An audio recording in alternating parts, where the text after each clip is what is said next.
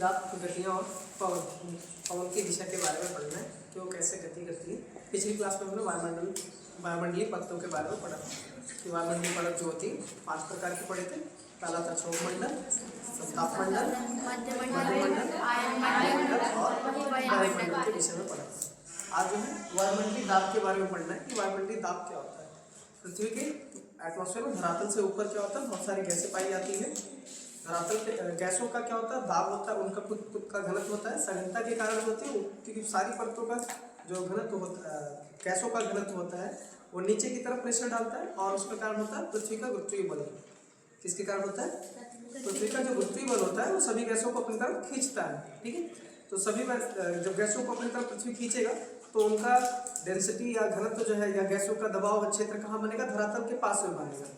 तो इनका जो घनत्व होता है, गैसों का घनत्व होता है, सबसे अधिक कहाँ पे पाया जाता है, धरातल के समीप पाया जाता है। जैसे जैसे ऊपर जाते हैं उनकी वायु दाब क्या होगा, कम होता जाएगा, क्योंकि वायु का प्रेशर जो है गुरुत्वीय बलों के कारण, पृथ्वी के गुरुत्वीय बल के कारण नीचे ज़्यादा होता है जबकि ऊपर कम होता है। ठीक है, उसके कारण वायु दाब जो है नीचे सबसे ज़्यादा और जैसे जैसे ऊपर जाते हैं वायु दाब में कमी आती जाती है। ठीक है, वायु दाब धरातल से ऊपर जाने पर क्या होता है, कम होता जाता है। ठीक है, इसको कारण क्या है, इसके पृथ्वी का गुरुत्वीय बल। ठीक है, और वायु दाब को मापने के लिए हम जैसे मिलीबार का यूज करते हैं, मिलीबार, और एक अंतर्राष्ट्रीय मानक भी है जिसको हम क्या बोलते हैं, पास्कल बोलते हैं। तो वायुमंडलीय दाब या दाब को हम क्या बोलते हैं, किससे मेजर करते हैं, पास्कल से। ऊंचाई के साथ वायुमंडलीय दाब में क्या होता है, कमी होती है। ऊंचाई के साथ दाब में क्या होती है, कमी होती है। कारण क्या है इसका, गुरुत्वीय बल, पृथ्वी के गुरुत्वीय बल के कारण होता है। किसके कारण होता है, पृथ्वी के गुरुत्व के कारण या गुरुत्वीय बल, गुरुत्व के कारण होता है। ठीक है, क्योंकि पृथ्वी जो है उसका गुरुत्व बल अपना या गुरुत्वीय त्वरण होता है जिसकी वजह से किसी वस्तु को अपने पास खींचती है और गैसों पे उसका प्रेशर रहेगा, मतलब उनका बल लगता है और गैसों को पास में धरातल के समीप खींचती है। तो सभी गैसों का जो दबाव होता है वो नीचे की तरफ होता है। तो दाब जो होता है सबसे ज्यादा कहाँ पे होता है, धरातल पे होता है। जैसे जैसे ऊंचाई पे जाते हैं दाब में कमी आती जाती है। ठीक है, जैसे हमने सुना होगा कि वायुयान में बैठते हैं तो फाउंटेन पेन वगैरह का इस्तेमाल या नींबू वाली जो पेन होती है इनका इस्तेमाल नहीं करते हैं। कारण क्या है कि ऊपर जाने पर वायु दाब में क्या होती है, कमी होती है, इसलिए हम इनका इस्तेमाल नहीं करते। या जिनको भी ब्लड प्रेशर वगैरह की दिक्कत होती है उनको ऊपर मतलब ऊंचाई वाले स्थानों पे दिक्कत होती है, कारण वायु दाब में कमी के कारण होता है ऐसा। और क्या है इसके जैसे वायु दाब में, आपने प्रेशर कुकर का सुना होगा, प्रेशर कुकर में खाना बनता है तो जैसे हम धरातल पे समुद्र तल के एकदम लेवल पे हैं, नॉर्मल अवस्था में है, तो धरातल पे वायुमंडलीय दाब सामान्य अवस्था पे है। किंतु जैसे ही हम पहाड़ों पे जाते हैं वहाँ पे वायु दाब में क्या होती है, कमी होती है। वायु दाब में कमी होने से क्वथनांक में कमी होती है। वायु दाब जब कम होता है तो क्या होता है, क्वथनांक भी कम होता है। वायु दाब में कमी होने से क्या होती है, क्वथनांक भी नीचे आता है। जो आपका बॉइलिंग पॉइंट होता है वो भी क्या होता है, कम होता है, नीचे होता है। पानी का बॉइलिंग पॉइंट जो होता है वो 100 डिग्री सेल्सियस होता है। अगर उससे नीचे जा रहा है तो क्या होगा, खाना जो है पानी जल्दी गर्म हो जाएगा और जो उसमें भी जो भी वस्तुएं पड़ी हुई है, दाल चावल जो भी है वो जल्दी पके नहीं। जल्दी कैसे पकेगा, क्योंकि उसका तो एक टेम्परेचर होगा ना, पानी जल्दी उबल जाएगा लेकिन वो नहीं पकेगा। इसीलिए पहाड़ों वगैरह पे दाल जो होता है जल्दी नहीं पकती है। तो उसके लिए हम किसका इस्तेमाल करते हैं, प्रेशर कुकर वगैरह का इस्तेमाल करके उसको मेंटेन करते हैं। ठीक है, ऊंचाई जाने पर क्या होता है, वायु दाब में क्या होती है, कमी होती है। और वायु दाब का मेजरमेंट किससे करते हैं, पास्कल। जो भी दाब होता है तो वायु दाब होता है, वायुमंडलीय दाब। एक तो मिलीबार से ही करते हैं। ठीक है, इसके अलावा हम क्या करते हैं, पास्कल का यूज करते हैं। ठीक है, किसका यूज करते हैं, पास्कल का यूज करते हैं। मिलीबार और पास्कल का यूज वायुमंडलीय दाब के लिए किया जाता है।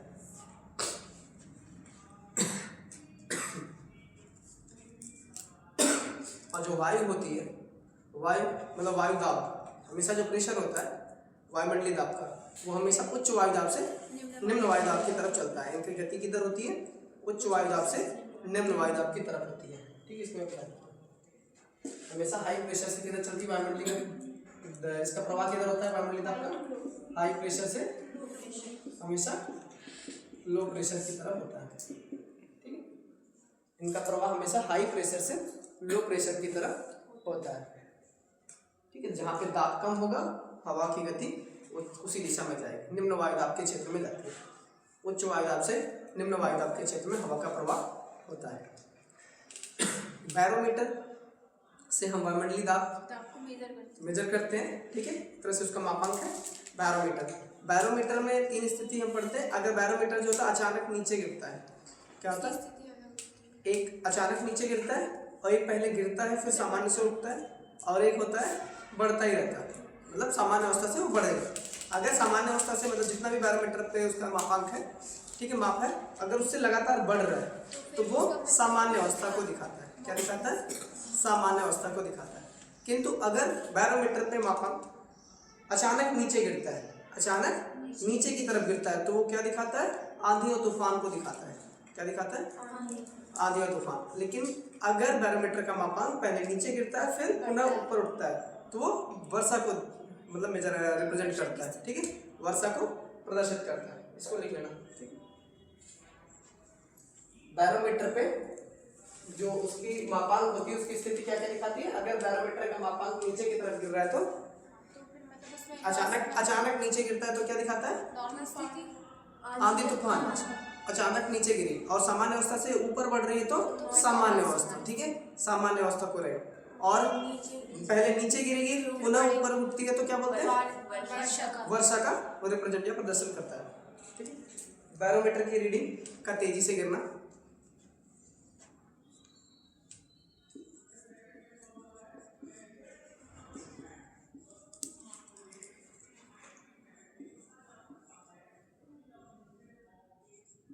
पाठन मतलब होता है रीडिंग होता है, ठीक है, जो रीडिंग लेते हैं ना, रीडिंग। अगर तेजी से गिर रहा है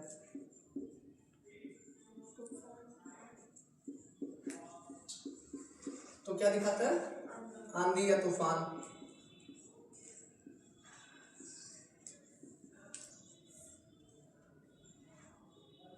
अगर पहले गिरे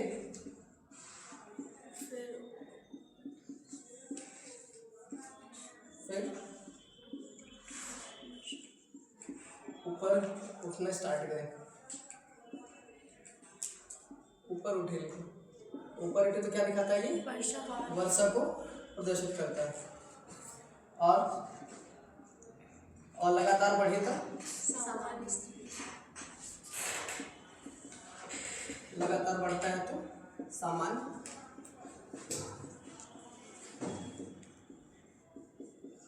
सामान्य स्थिति को रिप्रेजेंट करता है, ठीक है। इसको याद रखना, फिर पूछे जाते हैं।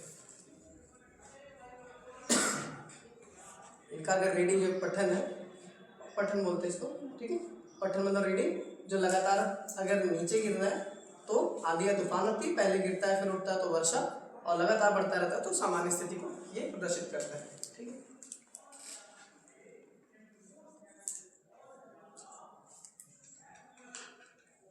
और एक होता है आइसोबार, समदाब रेखाएं। क्या होती है? जैसे आपने पिछले में पढ़ा था ना, समभूकंपीय रेखा या आइसोसिस्मल लाइन, समान भूकंप तीव्रता वाले क्षेत्रों को मिलाने वाली रेखा, तो वैसे होता है आइसोबार होता है। आइसोबार क्या होता है? समान वायुदाब वाले रेखाओं या स्थानों को मिलाने वाली जो रेखा होती है उसको क्या बोलते हैं? समदाब रेखाएं। सम या इसको हम क्या बोलते हैं? आइसोबार।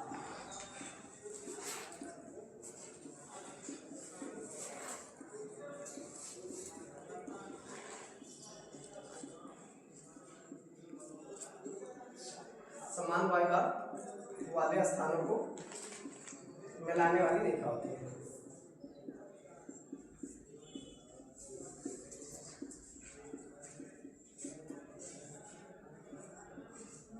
ठीक है, जो आइसोबार होता है वो समान, आइसोबार जो होता है समान वायुदाब वाले स्थानों को मिलाने वाली रेखा होती है, ठीक है। इन्हें क्या बोलते हैं? आइसोबार। जहां भी आइसोबार या समदाब रेखाएं पास पास होंगी, ठीक है, एक समान दाब वाले, वहां पर वायुदाब क्या होगा?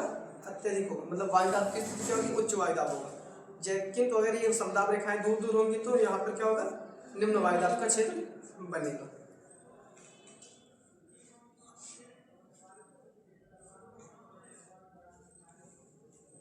अगला है कोरियोलिस बल, ठीक है, कोरियोलिस बल का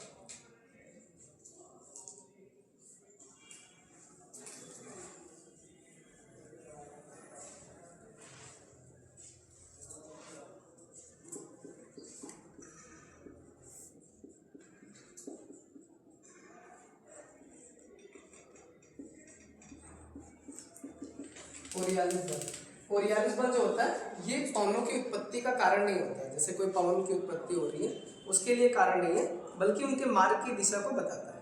मार्ग उनका किधर होगा उनको निर्धारित करता है कि कोरियोलिस बल के द्वारा जो होता है पवनों की दिशा का निर्धारण होता है कि पवन की दिशा किस दिशा में होगी, पश्चिम, पूर्व, दाएं, बाएं, या एंटी क्लॉकवाइज या क्लॉकवाइज।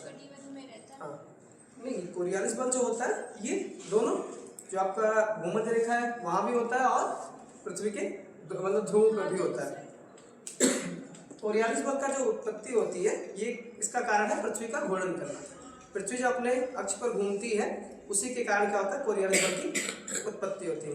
कोरियोलिस बल किसके कारण उत्पत्ति होती है, पृथ्वी के घूर्णन के कारण होता है। इसको लिखो, उत्पत्ति का कारण डैश कर लेना, पृथ्वी के घूर्णन के कारण होता है। और इसको सबसे पहले एक व्यक्ति थे जी कोरियोलिस, ये उन्हीं के नाम पे ये रखा गया, जी कोरियोलिस, ठीक है। क्या नाम है उनका, जी कोरियोलिस।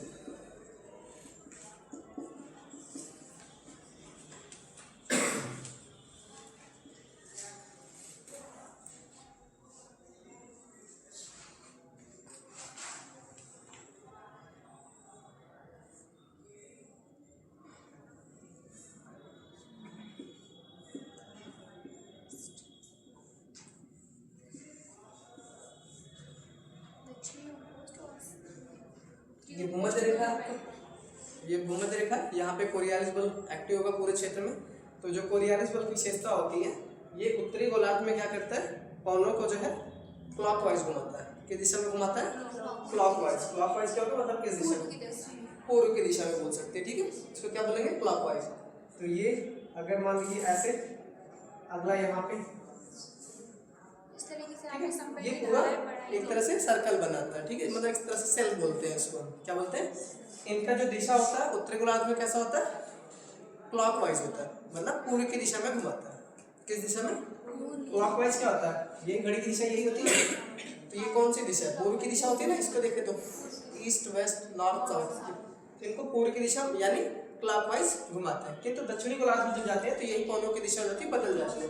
वहां पे क्या होता है, एंटी क्लॉकवाइज होती है, अर्थात पश्चिम दिशा में घूमता है। तो हम इसको ऐसे भी समझ सकते हैं, इधर पूर्व है, ऐसे कर सकते हैं इस दिशा से, और इधर से क्या होगा, डायरेक्शन है इस साइड में होगा। लेकिन यहाँ से तो हवाएं ऊपर उठती है, फिर जस्ट उसके ऊपर से नीचे आती है।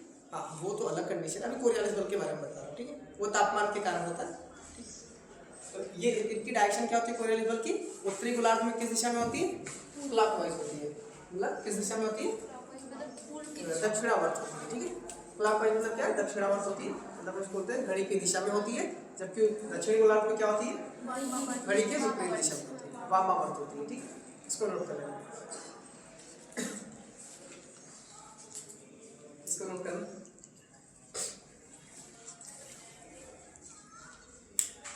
वही जो बोला इसको लिखिए कि कोरियोलिस बल दक्षिणी गोलार्ध में वामावर्त, किंतु उत्तरी गोलार्ध में दक्षिणावर्त होता है। ये क्लॉकवाइज एंटी क्लॉकवाइज आप लिख लेना, दिशा इनकी ये क्लॉकवाइज, ऊपर उत्तरी गोलार्ध जो होता है वहाँ पे क्लॉकवाइज चलती है, दक्षिणी गोलार्ध में क्या चलती है, एंटी क्लॉकवाइज चलती है। और अगले में जाएंगे तो वही सेम स्थिति रहेगी।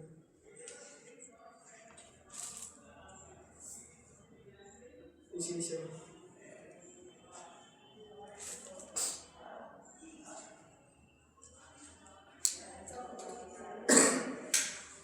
और ये जो कोरियोलिस बल होता है एक तरह से आभासी बल होता है। कैसा बल होता है, आभासी बल होता है। पृथ्वी अगर अपने, क्योंकि पृथ्वी के घूर्णन के कारण से इनकी उत्पत्ति होती है, अगर पृथ्वी अपने स्थान पे घूर्णन करना बंद कर दे तो क्या कोरियोलिस बल एक्टिव रहेगा, उनका प्रभाव रहेगा, नहीं।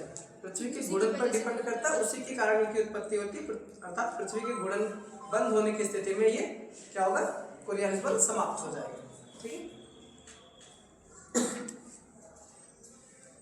पवन का का वेग जितना ज्यादा होगा, पवन की वेग जितना ज्यादा होगा उतना ज्यादा कोरियोलिस बल एक्टिव रहेगा, ठीक है। वहां पे कोरियोलिस बल अर्थात पवनों की दिशा उतनी ज्यादा तीव्र, मतलब उतनी ज्यादा प्रभावी रहेगी।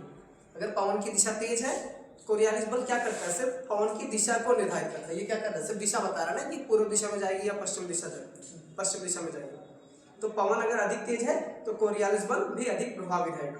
कोरियोलिस बल प्रभावी होने का मतलब उसकी दिशा का निर्धारण भी उतना तीव्र होगा, ठीक है, या उसकी दिशा उतनी तीव्र परिवर्तित होगी। कोरियोलिस बल के कारण उनकी दिशा भी उतनी तीव्र परिवर्तित होती है। इसमें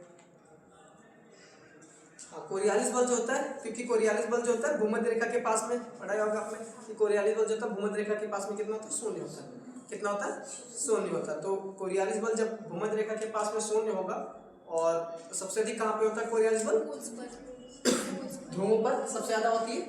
ये कहाँ भूमध्य रेखा पे कितनी होती है कोरियोलिस बल, भूमध्य रेखा पे शून्य होता है। तो वहां पे क्या होगा, कोरियोलिस बल कितना रहेगा, मतलब उनका प्रभाव जो रहेगा वो न के बराबर शून्य रहेगा, ठीक। जबकि ध्रुवों पे क्या होता है, सबसे अधिक प्रभावी होते हैं। यहाँ पर ये मैक्सिमम होते हैं, ठीक है।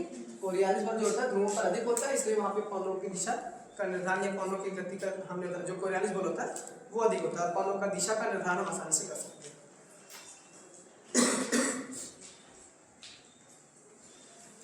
और जो कोरियोलिस बल होता है भूमध्य रेखा पे नहीं पाया जाता, इसलिए जो उष्णकटिबंधीय चक्रवात होती है वहां पर नहीं पाई जाती। जो उष्णकटिबंधीय चक्रवात होती है कोरियोलिस बल की उपस्थिति न होने के कारण उन क्षेत्रों में नहीं पाई जाती, ठीक है। भूमध्य रेखा वाले क्षेत्र में कोरियोलिस बल नहीं पाया जाता या नहीं होता है, वहां पे शून्य होता है, इसलिए वहां पर उष्णकटिबंधीय चक्रवात भी नहीं होते, ठीक है। उष्णकटिबंधीय चक्रवात वहां पर नहीं पाए जाते हैं। आइसोबार क्या होता है, समान वायुदाब वाली रेखाओं को मिलाने वाली, एक समान वायुदाब वाले स्थानों को मिलाने वाली जो रेखा होती है उसको क्या बोलते हैं, आइसोबार। और आइसोसीस्मल क्या होता था, समान भूकंपी तीव्रता वाले स्थानों को मिलाने वाली रेखा जो होती है आइसोसीस्मल कहलाती है, वो भूकंप रेखा से संबंधित, तो उसको क्या बोलते हैं, आइसोसीस्मल। अगला एक फेरल का नियम है, ठीक है।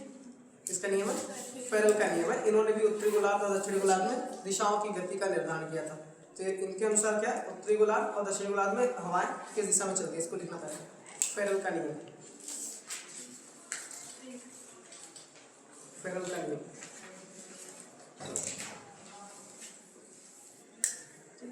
फेरल का नियम भी सेम वही है जैसे इसमें तक क्लॉकवाइज और एंटी क्लॉकवाइज बताए थे।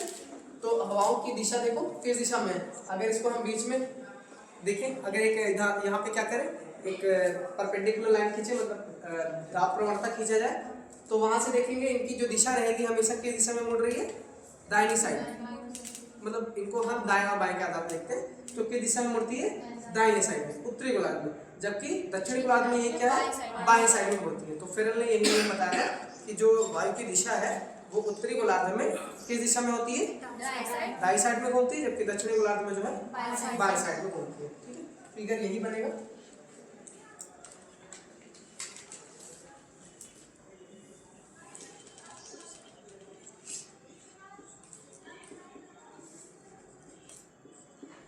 इन्होंने धरातल पर वायु की दिशा या पवनों की दिशा के बारे में बताया था, ठीक है। दक्षिणी गोलार्ध में क्या बताया था, पहले उत्तरी गोलार्ध देखते हैं।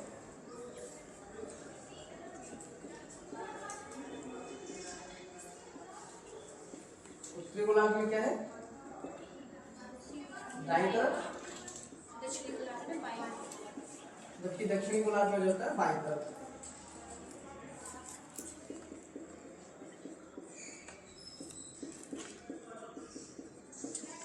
बाईं तरफ पवनों की दिशा होती है, सेम वही देख लीजिए। अगर यहाँ पे एक परपेंडिकुलर खींचा है सीधी लाइन, तो हाँ ये लाइन जो इसकी दिशा हो रही है किधर जा रही है, उस लाइन के दाहिने तरफ है। फिर यहाँ आगे बढ़ेंगे तो यहाँ पे परपेंडिकुलर खींचेंगे तो ऊपर क्या होगा, दाएं तरफ, दाएं बदलता जाएगा ना लाइन के, मतलब जहाँ पे भी उसका परपेंडिकुलर लाइन होगा उसके अनुसार दाया बाया अपना देखेंगे, ठीक है। दूसरा जैसे नीचे होता है, यहाँ पे भी ये क्या है, ऊपर की दिशा में जा रही है, तो ये कौन सी दिशा हो रही है, परपेंडिकुलर लाइन के बाएं की दिशा में निकलेगी, ठीक है। दक्षिणी गोलार्ध में जो है बाईं तरफ, जबकि उत्तरी गोलार्ध में जो है दाएं तरफ। यही फेरल का नियम है, ठीक है। आप ऐसे शॉर्ट में लिख लेना, आप बना के उसको लिख सकते हैं। धरातल पर चलने वाले पवनों की दिशा उत्तरी गोलार्ध में अपने दाईं तरफ, किंतु दक्षिण गोलार्ध में जो है बाईं तरफ मुड़ जाती है, ठीक है। इसी को क्या बोलते हैं, फेरेल का नियम कहते हैं।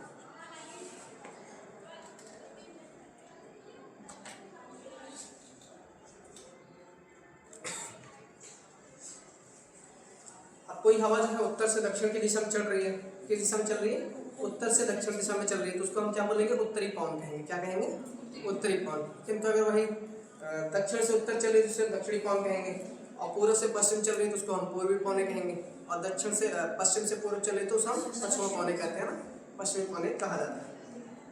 तो नाम से इसको वैसे आप कर सकते हैं।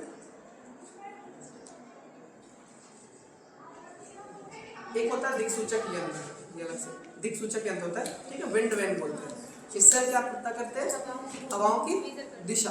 दिक्सूचक यंत्र है मतलब हवाओं की दिशा का निर्धारण करते हैं, इसको लिखो दिक्सूचक यंत्र, विंड वैन।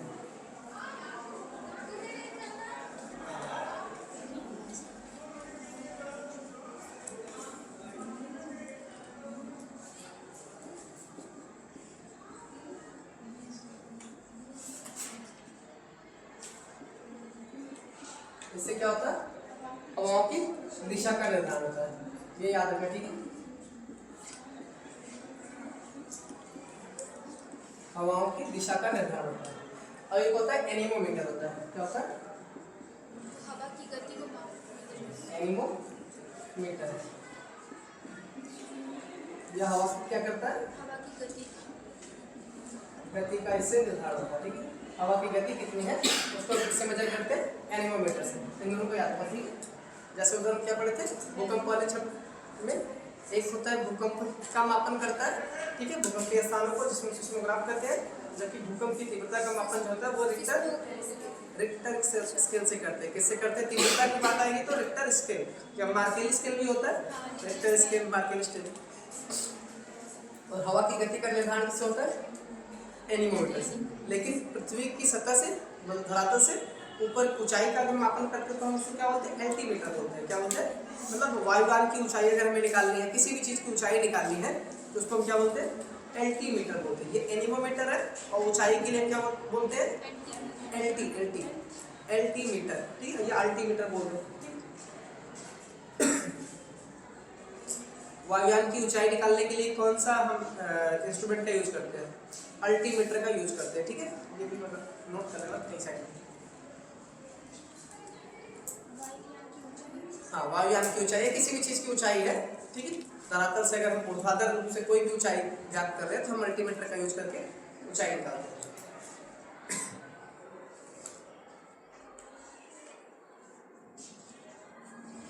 जो पवन दिक्सूचक यंत्र होते हैं उनके द्वारा क्या होता है, हवा की दिशा होता है। पवन लगा देना है, ठीक है, पवन दिक्सूचक बोलते हैं, पूरा नाम बताया क्योंकि विंड लिखा है, विंड में। अब वायुदाब के प्रकार है, क्या है, वायुदाब का प्रकार।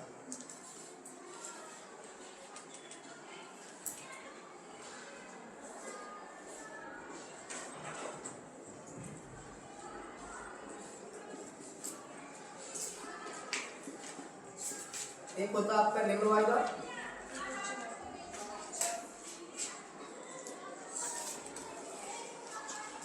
निम्न वायुदाब प्रणाली। दूसरा होता है उच्च वायुदाब प्रणाली।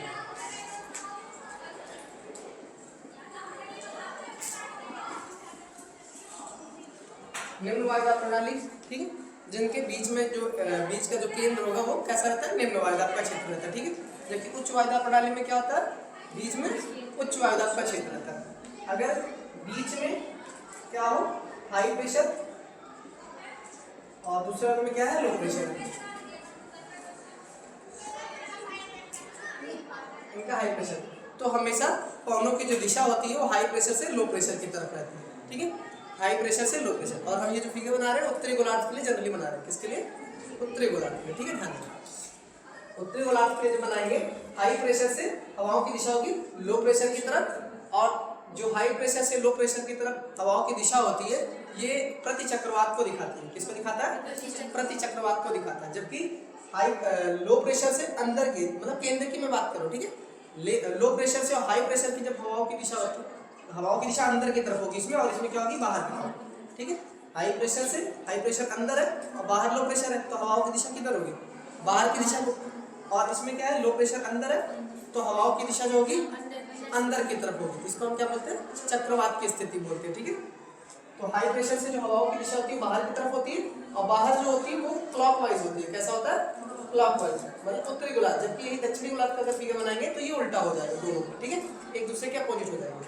तो इनकी जो गति हवाओं की दिशा होती है वो हमेशा क्लॉकवाइज चलती है। ठीक है, ये क्लॉक में चलेंगे मतलब घड़ी की दिशा में ये चलती है। अगर उत्तरी गोलार्ध में देखें, हाई प्रेशर से लो प्रेशर की जो हवाओं की दिशा होती है वो क्लॉकवाइज होती है। अगर इसी को हम क्या बोलते हैं, प्रतिचक्रवात।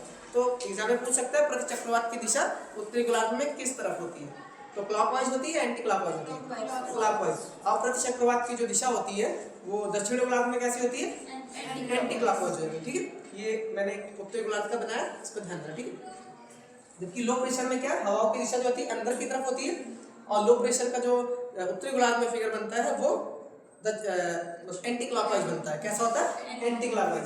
तो बाहर से आएगी। अच्छा, इसमें प्रॉब्लम जो होगी बाहर से कि हाई प्रेशर का क्षेत्र कहाँ पे है, कहीं बाहर है, और इसमें क्या है, लो प्रेशर यहाँ पे कहीं बाहर है। ठीक है, और इसमें जो होता है हाई प्रेशर से हवाएं आती है और अंदर की तरफ आती है।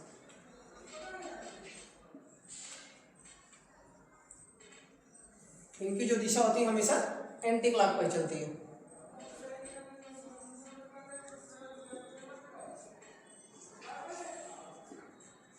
ये एंटी क्लॉकवाइज होती है और ये क्या होती है, क्लॉकवाइज होती है।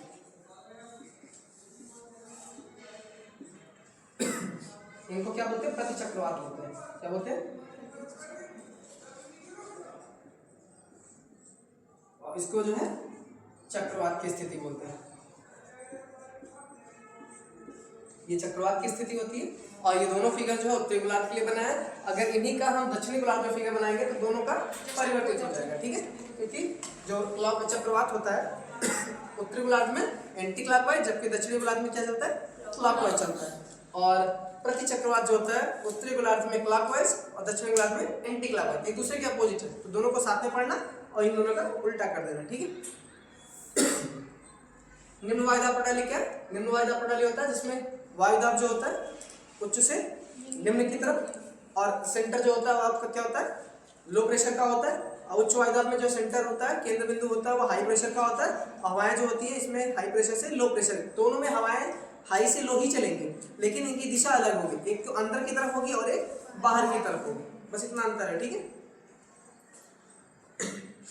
जब केंद्र में अधिकतम हाई प्रेशर होगा तो क्या बोलेंगे, उच्च वायुदाब प्रणाली, और जब केंद्र में लो प्रेशर का क्षेत्र होगा तो उसे क्या बोलेंगे, निम्न वायुदाब प्रणाली। और हवाओं की दिशा हमेशा हाई से लो ही रहेगी, दोनों में लो, हाई से लो ही है, ऐसा नहीं कि दोनों बदल जाएगा। बट इसमें सेंटर में हाई प्रेशर रहेगा और उसमें सेंटर में लो प्रेशर रहेगा। ठीक है, और क्लॉकवाइज एंटी क्लॉकवाइज ध्यान देना। ठीक है, इनको हम प्रति चक्रवात बोलते हैं। जो उच्च वायुदाब प्रणाली होती है उसको क्या बोलते हैं, प्रति चक्रवात। मतलब एक तरह से सामान्य स्थिति को दिखाता है। लेकिन अगर प्रति चक्रवात आ गया तो चक्रवाती तूफान वगैरह आते हैं। ठीक है, जो एक गंभीर स्थिति होती है उसमें क्या होता है, हाई प्रेशर से लो प्रेशर, मतलब एक बिंदु केंद्र पे हम इसको क्या बोल सकते हैं, ये एक तरह से क्या डाइवर्जेंट है, मतलब अपसारी है, अपसारी मतलब फैला रहा है। जबकि ये क्या है, कन्वर्जेंट है, मतलब एक तरफ पे केंद्रित कर रहा है, तो इसको हम अभिसारी बोल सकते हैं। ठीक है, तो एक तरह से अभिसारी है, संचरण दिखाई देता है, और यहाँ पे क्या होता है, अपसारी होता है। ठीक है, यहाँ पे एक ही दिशा में कौनों की, सॉरी इसमें क्या है, फैला रहा है। अपसारी का मतलब क्या होता है, फैलाना, और अभिसारी का मतलब केंद्र में केंद्रित करना। तो उसमें केंद्र में एक जगह पे केंद्रित हो रहा है तो उस क्षेत्र में क्या होगा, बहुत ज्यादा जो प्रेशर होगा वैसे तो लो प्रेशर है तो हवाओं की दिशा की जो गति होगी वहाँ पे बहुत ज्यादा होगी। तो आपने देखा होगा तूफान वगैरह आता है तो एक बिंदु को केंद्रित करते हुए, और उसके आसपास का जो क्षेत्र होता है लो प्रेशर का बन जाता है और उसके बीच में जो कोई व्यक्ति जाएगा वो घूमता रहेगा उसमें। ठीक है, जो निम्न वायुदाब होता है इसको हम वायुमंडलीय विक्षोभ भी बोलते हैं। क्या बोलते हैं, वायुमंडलीय विक्षोभ या एटमॉस्फेरिक डिस्टर्बेंस के नाम से जानते हैं। ठीक है, निम्न वायुदाब को क्या बोलते हैं, वायुमंडलीय विक्षोभ कहा जाता है। विक्षोभ मतलब एक तरह से डिस्टर्बेंस कर रहा है ना, यही तो जहाँ पे चक्रवात आएगा वहाँ पे क्या होगा, डिस्टर्बेंस होगा, इसलिए इसका नाम भी क्या है, वायुमंडलीय विक्षोभ।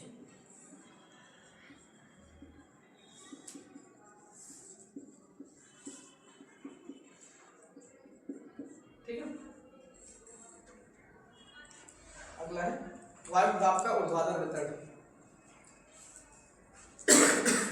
वायु दाब का ऊर्ध्वाधर वितरण।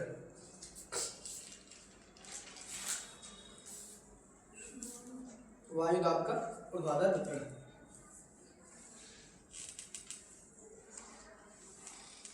ऊर्ध्वाधर वितरण का मतलब ये है कि जैसे जैसे हम ऊंचाई पे जाते हैं वायु दाब में क्या होती है, कमी होती जाती है। ठीक है, धरातल पे सबसे ज्यादा और धरातल से ऊपर जैसे जैसे बढ़ेंगे वायु दाब में क्या होती है, कमी होती जाती है।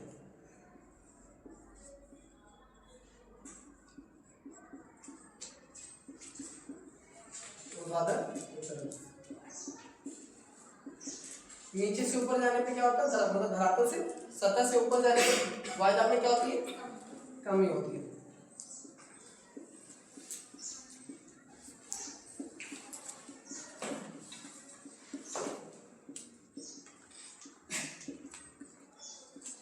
जैसे जैसे धरातल से हम सतह से ऊपर जाते हैं वायु दाब में क्या होती है, कमी होती जाती है। इसका उदाहरण के रूप में क्या है, जो वायुयान वगैरह में पेन वगैरह जो होती है, ठीक है, उसका एक बाहर निकलना, या खाना पहाड़ों वगैरह पे खाना का देरी मतलब न पकना। ठीक है, क्योंकि क्या होता है वायुमंडलीय दाब जब वहाँ पे कम हो जाता है तो क्वथनांक भी क्या होता है, नीचे गिर जाता है। और पानी का जो क्वथनांक होता है 100 डिग्री सेल्सियस। अब वायु दाब कम होगा तो पानी जो है 100 की बजाय और जल्दी बॉइलिंग करेगा। जब जल्दी बॉइलिंग कर लेगा तो खाना को जो पकाने की जो आदर्श स्थिति होती है, चाहे दाल हो कुछ भी हो, वो आदर्श स्थिति उसको नहीं मिल पाती। जबकि कोई भी खाना 100 डिग्री सेल्सियस पे पकेगा और पानी भी अगर 100 पे है तो एक आदर्श स्थिति होती है मतलब खाने के लिए।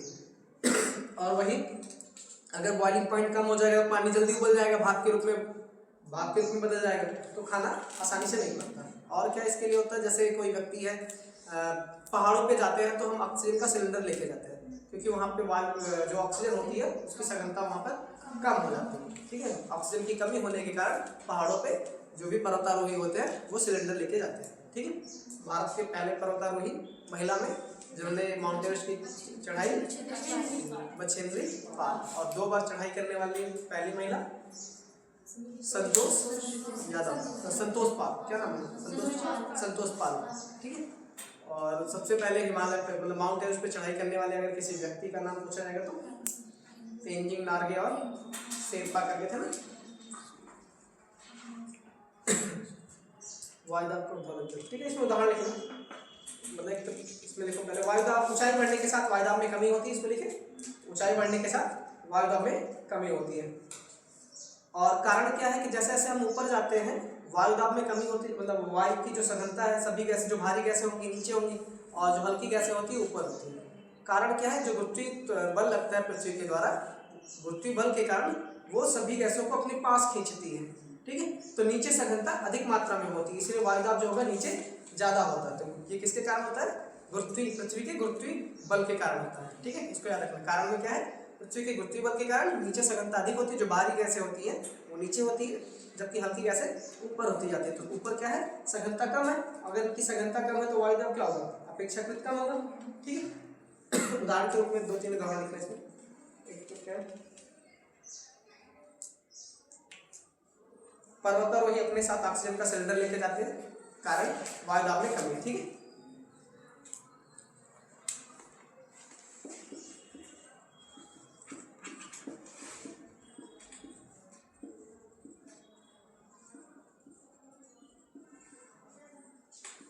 ऑक्सीजन का सिलेंडर लेके जाते हैं।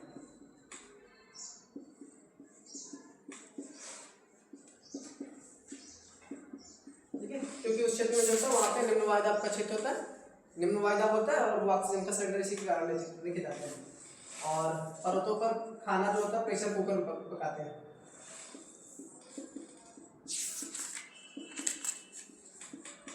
भोजन का प्रेशर कुकर में बनाते हैं।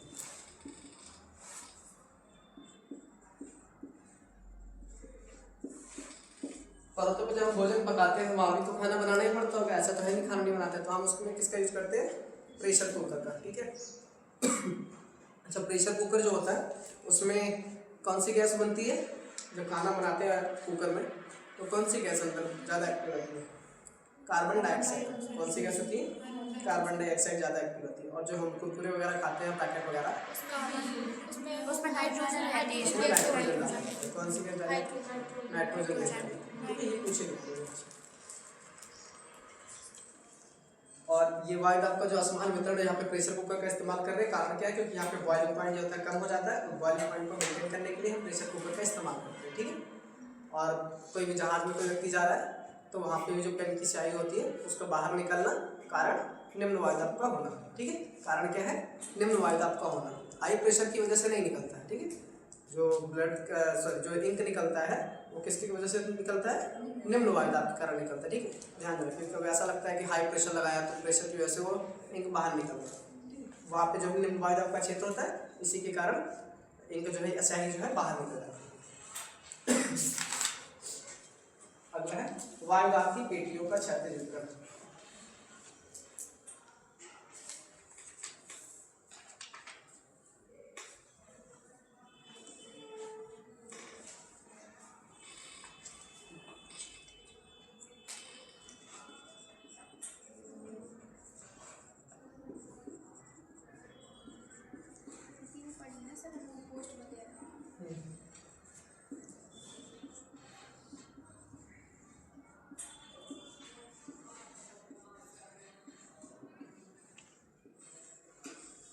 वायु दाब की पेटियों का क्षैतिज वितरण, जो क्षैतिज वितरण है,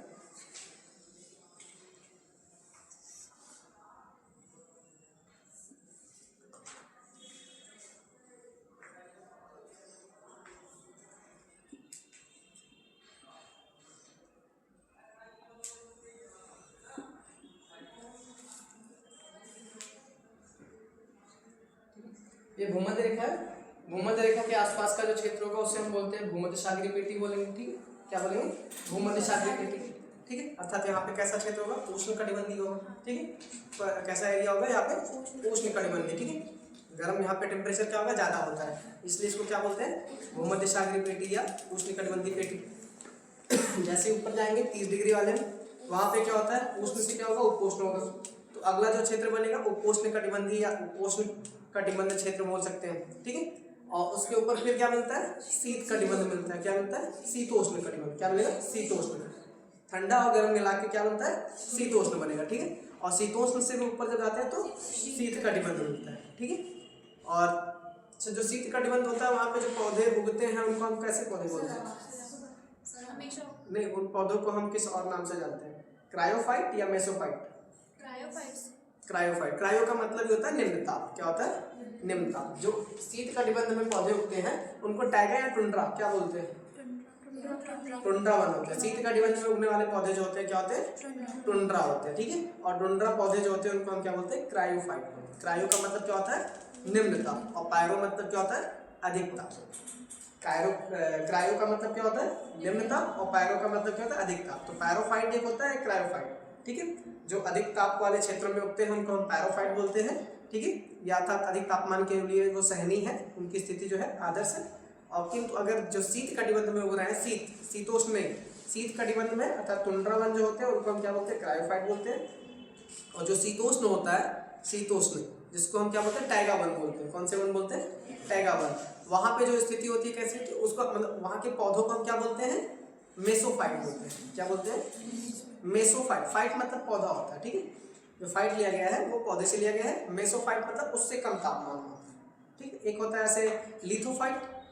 ठीक है, लिथो मतलब क्या होता है? लिथो का मतलब होता है चट्टानी पौधे। क्या होता है? चट्टानी पौधे, उसको बोलते हैं लिथोफाइट। और एक होता है जेरोफाइट। जेरोफाइट का मतलब होता है मरुस्थलीय। जेरो का मतलब क्या होता है? मरुस्थल क्षेत्र में उगने वाले जो पौधे होते हैं उनको क्या बोलते हैं? मरुस्थलीय पौधे को जेरोफाइट बोलते हैं। अगर वही भूमध्य सागरीय क्षेत्र में है या उष्ण कटिबंधीय क्षेत्र में है तो वहाँ पे क्या होते हैं? ट्रोपोफाइट बोलते हैं। क्या बोलते हैं? ट्रोपोफाइट। जो अग्नि प्रतिरोधी पौधे होते हैं उनके लिए जनरली हम इस्तेमाल करते हैं पायरोफाइट। जो अग्नि प्रतिरोधी, मतलब अग्नि प्रतिरोधी का मतलब क्या है? कि अग्नि से उन पर प्रभाव ज्यादा ना पड़े, वो अग्नि के लिए क्या है? आग के लिए, अधिक ताप के लिए सहनीय है, उनको हम बोलते हैं अग्नि प्रतिरोधी। अग्नि प्रतिरोधी जो पौधे होते हैं उनके हम क्या इस्तेमाल करते हैं? पायरोफाइट बोलते हैं। अग्नि प्रतिरोधी का मतलब क्या? प्रतिरोध मतलब अग्नि को वो सह सकते हैं, अधिक तापमान को वो सह सकते हैं। आग का मतलब यहाँ पे तापमान से। ठीक है, उसके अलावा एक पौधे और होते हैं, जैसे हाइड्रोफाइट होता है, जहाँ पे जल की अधिक मतलब जल प्लावित क्षेत्र जो होते हैं, जहाँ पे जल अधिक पाया जाता है, उसको बोलते हैं हाइड्रोफाइट। और एक होता है हाइग्रोफाइट। हाइग्रो का मतलब जहाँ पे आर्द्रता वाली चीजें होती हैं, अर्थात नमी वाले स्थान पे जब कोई पौधा उगता है तो उसको क्या बोलते हैं? हाइग्रोफाइट। हाइग्रो और हाइड्रो दो वर्ड है, ठीक है। हाइड्रोफाइट जैसे डेंसिटी मापने के लिए हम किसका यूज करते हैं? हाइड्रोमीटर का यूज करते हैं। जबकि ह्यूमिडिटी या आर्द्रता मापने के लिए हम हाइग्रोमीटर का यूज करते हैं, ठीक है। हाइड्रो डी आ रहा है, डी फॉर, ठीक है, डेंसिटी को हम मतलब रिप्रेजेंट कर सकते हैं, ऐसे आप याद कर सकते हो। हाइड्रोमीटर जो होता है जिसमें ड्रा आएगा डी। हाइड्रो वर्ड जो है वो किसके लिए होता है? जल के, डेंसिटी के लिए होता है। किसके लिए होता है? डेंसिटी का मापन करता है, ठीक है। और हाइड्रो मतलब जल भी होता है, ठीक है। क्या होता है? जल। और हाइग्रोमीटर का यूज कहाँ पे करते हैं? आर्द्रता, जो भी अपेक्षित आर्द्रता होती है वहां पे मापन करता है। और हाइग्रोफाइट बन जाएगा उसी से, हाइग्रोफाइट और हाइड्रोफाइट। जब पौधों की बात आ जाएगी तो क्या बोलेंगे? हाइग्रोफाइट, जो कहाँ पे होता है?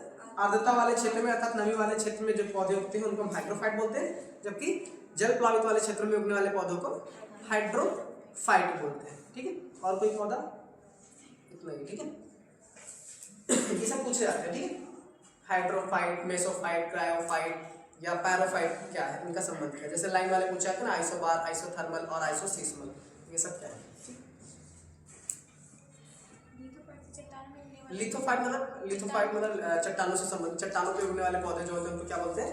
लिथोफाइट कहते हैं। इसमें पहला लिखो भूमध्य रेखीय निम्न वायुदात्मक। इसको याद रखने का अच्छा ट्रिक ये है कि पहले जो होता है निम्न वायुदात्मक क्षेत्र होता है, इसमें क्या है? भूमध्य रेखा के आसपास का जो क्षेत्र होता है वहाँ पे तापमान की अधिकता होती है, जिसके कारण क्या होता है? वहाँ पे अगर तापमान जहाँ पे ज्यादा होता है, तापमान अगर अधिक है तो वहाँ पे प्रेशर क्या होगा? आपका कम होता है, ठीक है। प्रेशर वहाँ पे क्या होता है? कम होता है। किंतु जैसे जैसे आगे बढ़ते हैं यहाँ पे प्रेशर क्या होगा? लो प्रेशर रहेगा। इन दोनों क्षेत्रों में क्या रहेगा? Low pressure. आगे फिर हाई प्रेशर, फिर लो प्रेशर, फिर ये ऊपर जाते हैं हाई प्रेशर, ठीक है। एक क्रम में बढ़ता है ये। हाई प्रेशर, पहले लो प्रेशर भूमध्य रेखा के आसपास, जैसे उष्ण कटिबंध से हम उपोष्ण में जाएंगे फिर वहां पे क्या हो जाएगा? हाई प्रेशर, क्योंकि उपोष्ण में क्या होगा? ठंडा होगा मौसम अपेक्षाकृत। जैसे ही ठंडा होगा वहां पे क्या होगा? प्रेशर हाई हो जाएगा। टेम्परेचर कम होने से वहां पे क्या होता है? प्रेशर हाई हो जाता है। किंतु आगे बढ़ते हैं तो क्या बनता है? फिर लो प्रेशर, फिर जैसे ही शीत कटिबंध में पहुंचते हैं तो वहां पर वापस स्थिति कैसी होती है? हाई प्रेशर की होती है। तो एक तरह इनका एक पैटर्न है, इसको याद करना, पहले लो फिर हाई फिर लो फिर हाई, ठीक है। ऐसे याद कर सकते हैं। पहले भूमध्य सागरीय भूमध्य रेखीय निम्न वायुदात्मक।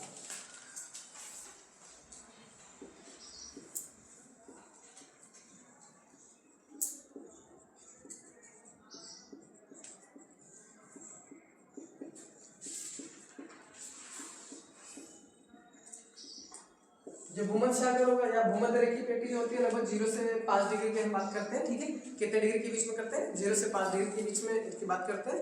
और यहाँ पे टेम्परेचर जो होता है अपेक्षाकृत हमेशा एक समान रहता है। तापांतर इसका क्या होता है? समान रहता है। तापांतर दिन और रात के ताप में ज्यादा अंतर नहीं होता है। सबसे कम तापांतर कहाँ पे पाया जाता है?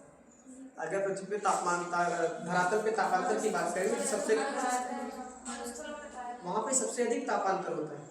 तापांतर सबसे ज्यादा कहाँ होता है? मरुस्थल में होता है। वहां पर हाँ, जो भूमध्य रेखा का क्षेत्र होगा वहां पे टेम्परेचर क्या होगा? दिन और रात का लगभग समान रहेगा। तो दोनों के बीच में ताप का अंतर क्या होगा? न्यूनतम होगा। ये क्वेश्चन पूछ सकते हैं कि तापों में अंतर या तापांतर सबसे कम कहाँ होता है और सर्वाधिक कहाँ होता है, ठीक है। इसको याद रखना, पूछा भी गया ऐसा है। सर्वाधिक तापांतर और न्यूनतम।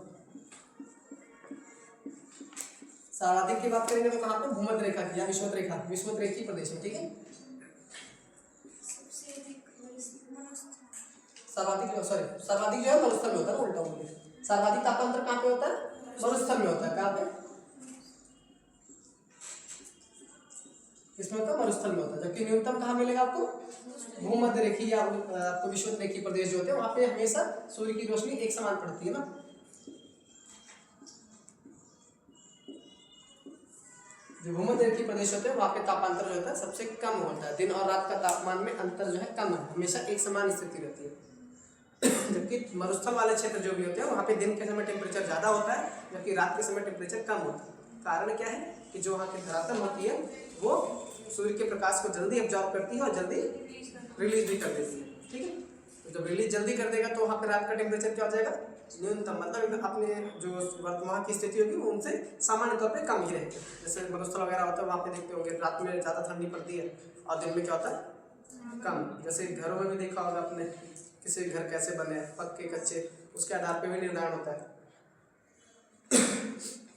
ठीक है, इसमें लिखना, इस पेटी का विस्तार 0 से 5 डिग्री अक्षांशों के मध्य दोनों गोलार्धों में होता है। दोनों गोलार्धों में कहाँ से कहाँ तक है, 0 से 5 डिग्री, 0 डिग्री से 5 डिग्री तक दोनों गोलार्धों में है। ठीक है, कितने गोलार्धों में है, दोनों गोलार्धों, दोनों साइड में है, इधर 5 इधर 5, लगभग 10 डिग्री है। ठीक है, कहाँ पे होता है, 0 से 5 डिग्री दोनों गोलार्धों में होता है, उत्तरी गोलार्ध और दक्षिणी गोलार्ध में होता है। यहाँ पे वर्ष भर सूर्य की रोशनी एक समान रहती है, ये भी लिख लो। सूर्य की रोशनी हमेशा कहाँ पर एक समान रहती है, अभी बताया ना इसको, सूर्य की रोशनी हमेशा एक समान रहती है क्योंकि तापमान, इसीलिए उनका तापांतर क्या होता है, सबसे कम होता है, ज्यादा नहीं होता। ठीक है, तापांतर क्या होता है वहाँ पे कम, लेकिन तापमान सबसे ज्यादा है। अपेक्षाकृत क्या, तापमान वहाँ पे ज्यादा है लेकिन तापों का अंतर जो होता है वो कम होता है। तापों का अंतर यहाँ पे दिन और रात से लिया जाता है। ठीक है, ध्यान देना, अगर ये मत कंफ्यूज होना कि न्यूनतम तापांतर वहाँ पे है तो तापमान वहाँ पे न्यूनतम होगा। तापमान तो वहाँ पे अपेक्षाकृत अधिक है क्योंकि सूर्य की रोशनी हमेशा पड़ रही है। दिन और रात में समान मतलब समान रूप से वहाँ पे पड़ती है, इस वजह से उनका तापांतर जो होता है कम हो जाता है। अगर दिन में मान लो 20 डिग्री है तो रात में जो है बहुत ज्यादा होगा तो 17-18 होगा। ठीक है, इतना ही अंतर, तो वहाँ पे तापांतर दोनों का माइनस करेंगे कितना आएगा, 1-2 डिग्री पड़ रहा है। और वहीं जैसे हम ऊपर जाएंगे तो वहाँ पे तापांतर क्या होता है, अधिक हो जाता है। ठीक है, जैसे मरुस्थल वगैरह में तापांतर अधिक होता है। समान, इसमें लिखना, भूमध्य रेखा पे वर्ष भर सूर्य की किरणें लंबवत पड़ने के कारण, भूमध्य रेखा पे सूर्य की रोशनी लंबवत पड़ती है जिसके कारण वहाँ पे क्या होता है, तापमान अधिक रहता है। तो भूमध्य रेखा पर वर्ष भर सूर्य की किरणें लंबवत पड़ने के कारण, भूमध्य रेखा पर सूर्य की रोशनी या सूर्य की किरणें वर्ष भर लंबवत पड़ने के कारण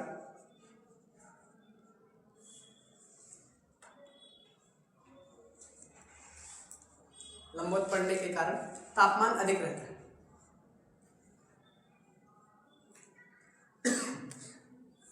तापमान अधिक रहता है। ठीक है, अब तापमान जहां पे ज्यादा होगा उस वहां पे क्या होगा, प्रेशर क्या होगा, अपने आप कम रहेगा। जहां पे भी टेम्परेचर अधिक होता है वहां पे प्रेशर क्या होता है, कम होता है। आपने 2 नियम पढ़ा होगा, चार्ल्स का नियम, एक बर्न का नियम, जिसमें बताया गया था प्रेशर जो होता है उसके टेम्परेचर के प्रोपोर्शनल, मतलब एंटी प्रोपोर्शनल होता है। ठीक है, जो टेम्परेचर होता है वो प्रेशर के एंटी प्रोपोर्शनल होता है। तापमान बढ़ेगा तो दाब क्या होगा, कम होगा, और दाब बढ़ेगा तो वहां पे मतलब तापमान पे ही डिपेंड करता है जनरली, कि तापमान ज्यादा होगा, ठीक है, तो उनकी डेंसिटी क्या होगी वहां पे, कम हो जाएगी, जिसकी वजह से प्रेशर क्या होगा, कम हो जाएगा। ठीक है, और तापमान अगर कम है तो प्रेशर वहां पे ज्यादा होगा। ठीक, तो तापमान अगर कमी होगी तो यहाँ पे प्रेशर कैसा रहेगा, तापमान यहाँ पे अधिक है क्योंकि सूर्य की रोशनी लगातार पड़ रही है। तापमान अधिक होने की वजह से ये वाला क्षेत्र कैसा हो जाएगा, लो प्रेशर या हाई प्रेशर का, लो प्रेशर का। तो दोनों, इसके दोनों साइड जो होता है कैसा था, 0 से 5, मतलब 5 इधर 5 इधर, तो कितना बनेगा ये, लगभग 10। तो जैसे हमेशा कैसा रहता है, लो प्रेशर, और लो प्रेशर रहेगा तो नीचे हवाएं जो रहती है ऊपर की उड़ती है। ठीक है, किस दिशा में उड़ती है हवाएं, यहाँ पर हवाएं जो होती है लो प्रेशर की वजह से हमेशा ऊपर की तरफ उड़ती है। रीजन क्या है, तापमान के कारण, क्योंकि वर्ष भर तापमान एक जैसी स्थिति में रहता है, मतलब सूर्य की रोशनी लंबवत चमकती है। 2 समय है ना, एक क्या 21 मार्च और 23 जून को हमेशा सूर्य होता है लंबवत चमकता है। एक बार सूर्य ऊपर जाता है, सूर्य ऊपर नहीं जाता, मतलब हम ऐसा आभास करते हैं कि सूर्य ऊपर जा रहा है फिर वापस आ रहा है, तो 2 बार ऐसी स्थिति होती है कि सूर्य एकदम भूमध्य रेखा पर लंबवत चमकती है। ठीक है, इसी कारण जो होता है वहाँ पे लो प्रेशर का एरिया बनता है, और लो प्रेशर के कारण क्या होता है, हवाएं जो होती है ऊपर की दिशा में उड़ती है। यहाँ पे क्या होता है, अत्यधिक नमी होगा या कमी, नमी की अधिकता या कमी होगी, क्योंकि तापमान अधिक है, सागर भी क्षेत्र है। ठीक है, तो नमी कहाँ पे ज्यादा होती है, जहाँ पे टेम्परेचर रहेगा, टेम्परेचर, आर्द्रता, ह्यूमिडिटी ज्यादा कहाँ पे होती है, जहाँ पे भी टेम्परेचर रहेगा वही ह्यूमिडिटी रहेगी, तो यहाँ पे आर्द्रता अधिक होती है। ठीक है, यहाँ पे क्या होती है, आर्द्रता या नमी अधिक होती है। ठीक है, इसको ध्यान देना। तापमान अधिक होने के कारण वाष्पीकरण की क्रिया भी अधिक होगी, जब वाष्पीकरण अधिक होगा तो ह्यूमिडिटी क्या रहेगा वायुमंडल में, अधिक मात्रा में रहती है। ठीक है, यहाँ पे क्या होता है, अधिक नमी होती है। या आर्द्रता जो होती है वो अधिक होती है, आर्द्रता भी अधिक होती है।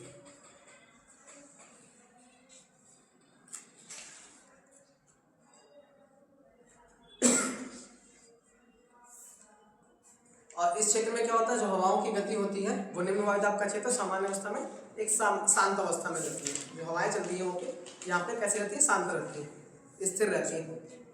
इसीलिए इनको हम जो है डोल ड्रम बोला गया। क्या बोला गया है, डोल ड्रम कहा जाता है। हवाओं के शांत रहने के कारण इस क्षेत्र को किस नाम से जानते हैं, डोल ड्रम के नाम से जानते हैं। तो ये भी लोग डोल ड्रम क्या है, या हवाओं के शांत रहने के कारण इसे डोल ड्रम कहा जाता है। इस क्षेत्र को क्या बोलते हैं, डोल ड्रम कहते हैं।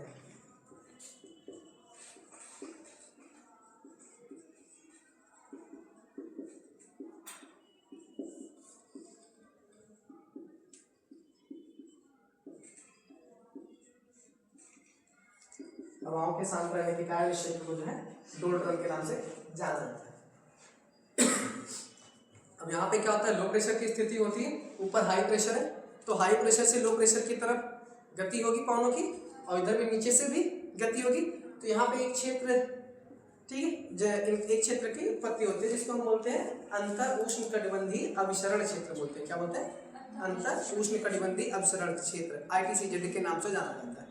तो ITCZ का जो निर्माण होता है वो कौन से क्षेत्र में होता है, भूमध्य रेखी निम्न वायुदाब की पेटी वाले क्षेत्र में होता है। कारण क्या है कि ऊपर हाई प्रेशर से और नीचे भी हाई प्रेशर से हवाएं जो है लो प्रेशर की दिशा में आती है। तो इस क्षेत्र में कौन सी परत का निर्माण होता है या कौन से अभिसरण क्षेत्र का निर्माण होता है, अंतः उष्णकटिबंधीय अभिसरण क्षेत्र। ठीक है, इसको लिख लेना। ठीक है, दोनों गोलार्धों में ऐसे लिख, दोनों गोलार्धों में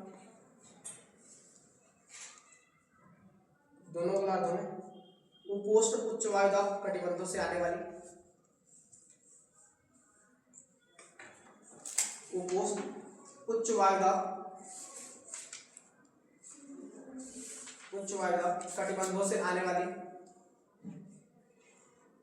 दोनों गोलार्धों में उपोष्ण उच्च वायुदाब कटिबंधों से आने वाली व्यापारिक पवनों का अभिसरण होता है,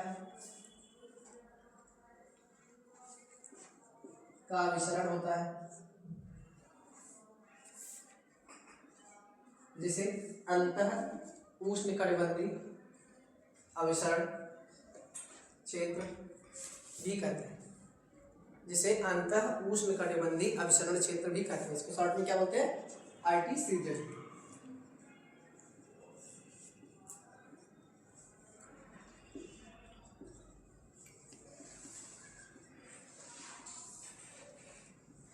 अभिसरण क्षेत्र ITCZ,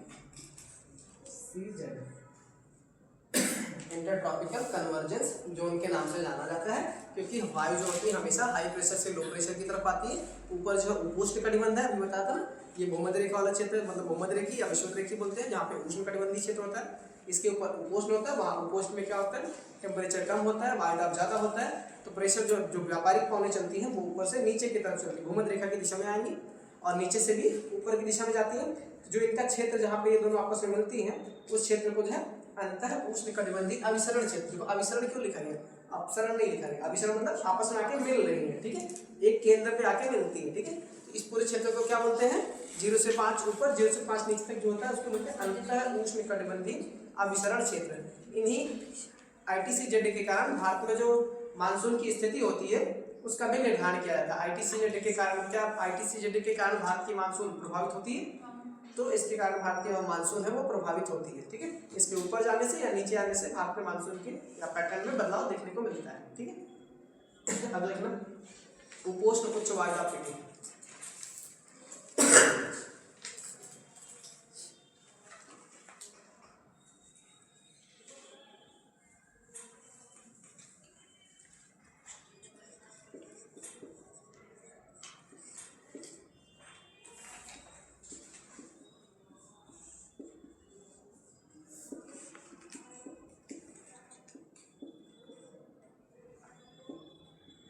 उच्च वायुदाब पेटी, यहाँ पे क्या होता है, भूमध्य रेखा की अपेक्षाकृत क्या होता है, टेम्परेचर कम होने की वजह से यहाँ पे प्रेशर ज्यादा होता है, इसीलिए हम इसको किस नाम से जानते हैं, उपोष्ण उच्च वायुदाब। इसको हम जो है हाई प्रेशर वाला क्षेत्र के नाम से भी जानते हैं। ठीक है, इसमें लिख लो ये कहाँ से कहाँ तक, इनका विस्तार 30 से 35 डिग्री, अच्छा 30 से 35 अक्षांशों के मध्य होता है। किसके मध्य होता है, 30 से 35 के मध्य होता है। तो 30 से 35 के मध्य दोनों गोलार्धों में होता है, 30 से 35 के मध्य अक्षांश की बात हो रही। ठीक है, 30 डिग्री से 35 डिग्री के मध्य जो अक्षांश होते हैं दोनों गोलार्धों में इनकी स्थिति होती है। ठीक है, यहाँ पे जो हाई प्रेशर की स्थिति होती है। और इसमें लिखना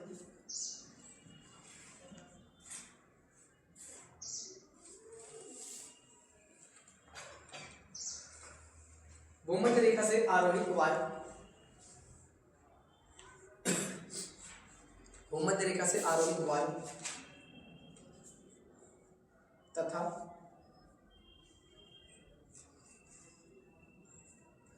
उपध्रुवीय निम्न वायुदाब, उपध्रुवीय निम्न वायुदाब लो प्रेशर की आरोहित वायु, निम्न वायुदाब की आरोहित वायु, आरोहित वायु पृथ्वी के घूर्णन गति के प्रभाव से, पृथ्वी के घूर्णन गति के प्रभाव से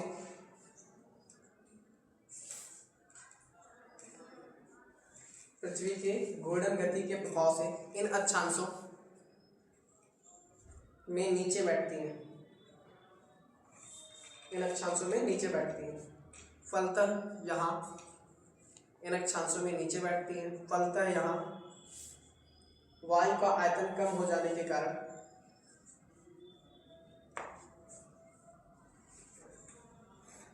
फलतः यहाँ वायु का आयतन कम हो जाने के कारण वायुदाब अधिक हो जाता है।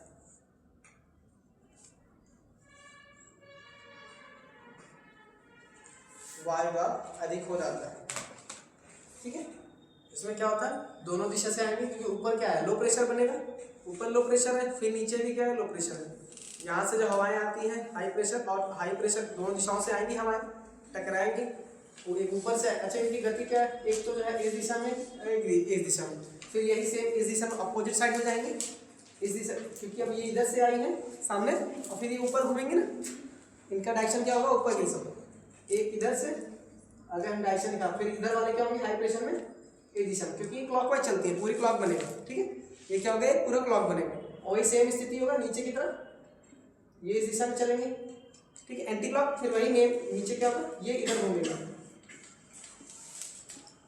नीचे की दिशा में। ठीक है, एंटी क्लॉकवाइज चलते हैं, नीचे क्या है एंटी क्लॉकवाइज, ऊपर क्या है क्लॉकवाइज। ऊपर जो है लो प्रेशर का क्षेत्र, नीचे भी लो प्रेशर का क्षेत्र। अभी हम उपोष्ण का इसका बात कर रहे हैं, उपोष्ण उच्च वायुदाब वाला। ठीक है, यहाँ पे हाई प्रेशर है, हवाएं जब आएंगी हाई प्रेशर की तरफ क्या होगी, नीचे हाई प्रेशर ज्यादा होगा तो हवाएं नीचे की दिशा में बैठेंगी। कहाँ बैठेंगी, नीचे। उनका आयतन अधिक, अगर आयतन ज्यादा है, आपने पढ़ा होगा P प्रोपोर्शनल टू 1/V होता है।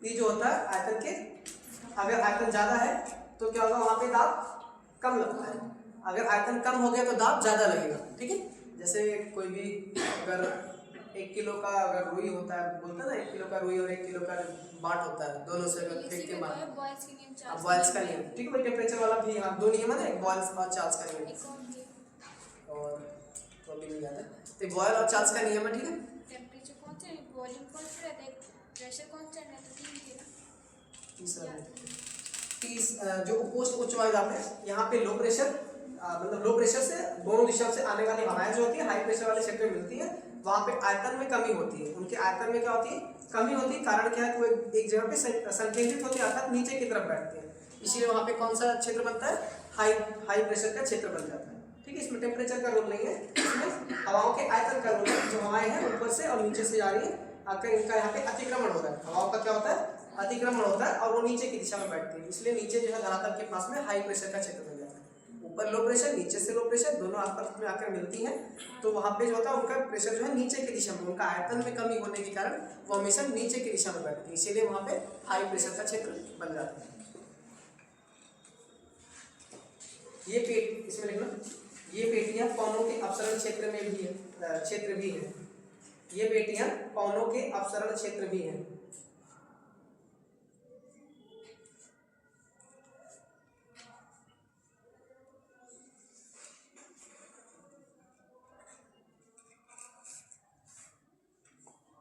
इन्हें अश्व अक्षांश भी कहा जाता है। इनको और किस नाम से जानते हैं? अश्व अक्षांश के नाम से भी जाना जाता है।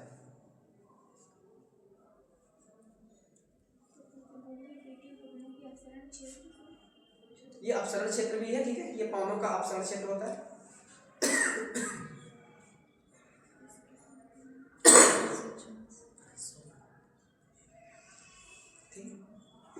अगला है उपध्रुवी निम्न वायुदाब पेटी। अब उपध्रुव में जाएंगे, एक तो ध्रुव होगा ऊपर वाला जो हाई प्रेशर वाला, उससे नीचे वाला जो होगा आपका क्या होगा? उपध्रुवी निम्न वायुदाब का पेटी होगा। कौन सा पेटी है? उपध्रुवी निम्न वायुदाब की पेटी।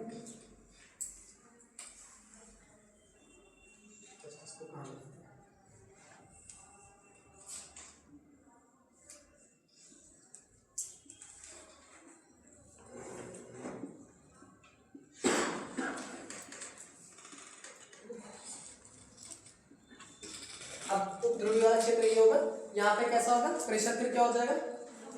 प्रेशर यहाँ पे फिर कम होता है। कारण क्या है कि वो प्रेशर जो हवाएं होती है वो नीचे की दिशा में, और वो क्षेत्र क्या होता है? खाली हो जाता है ऊपर वाला। तो फिर ऊपर से वाले उस वाले क्षेत्र में क्या होता है? उपध्रुव वाले क्षेत्र में क्या होता है? लो प्रेशर की स्थिति बनती है। इसमें देखना, ये 60 से 60 डिग्री, मतलब 60 डिग्री के आसपास का क्षेत्र होता है, ठीक है। 60 से 66 डिग्री उत्तरी और दक्षिणी गोलार्ध में पाया जाता है उपध्रुवी।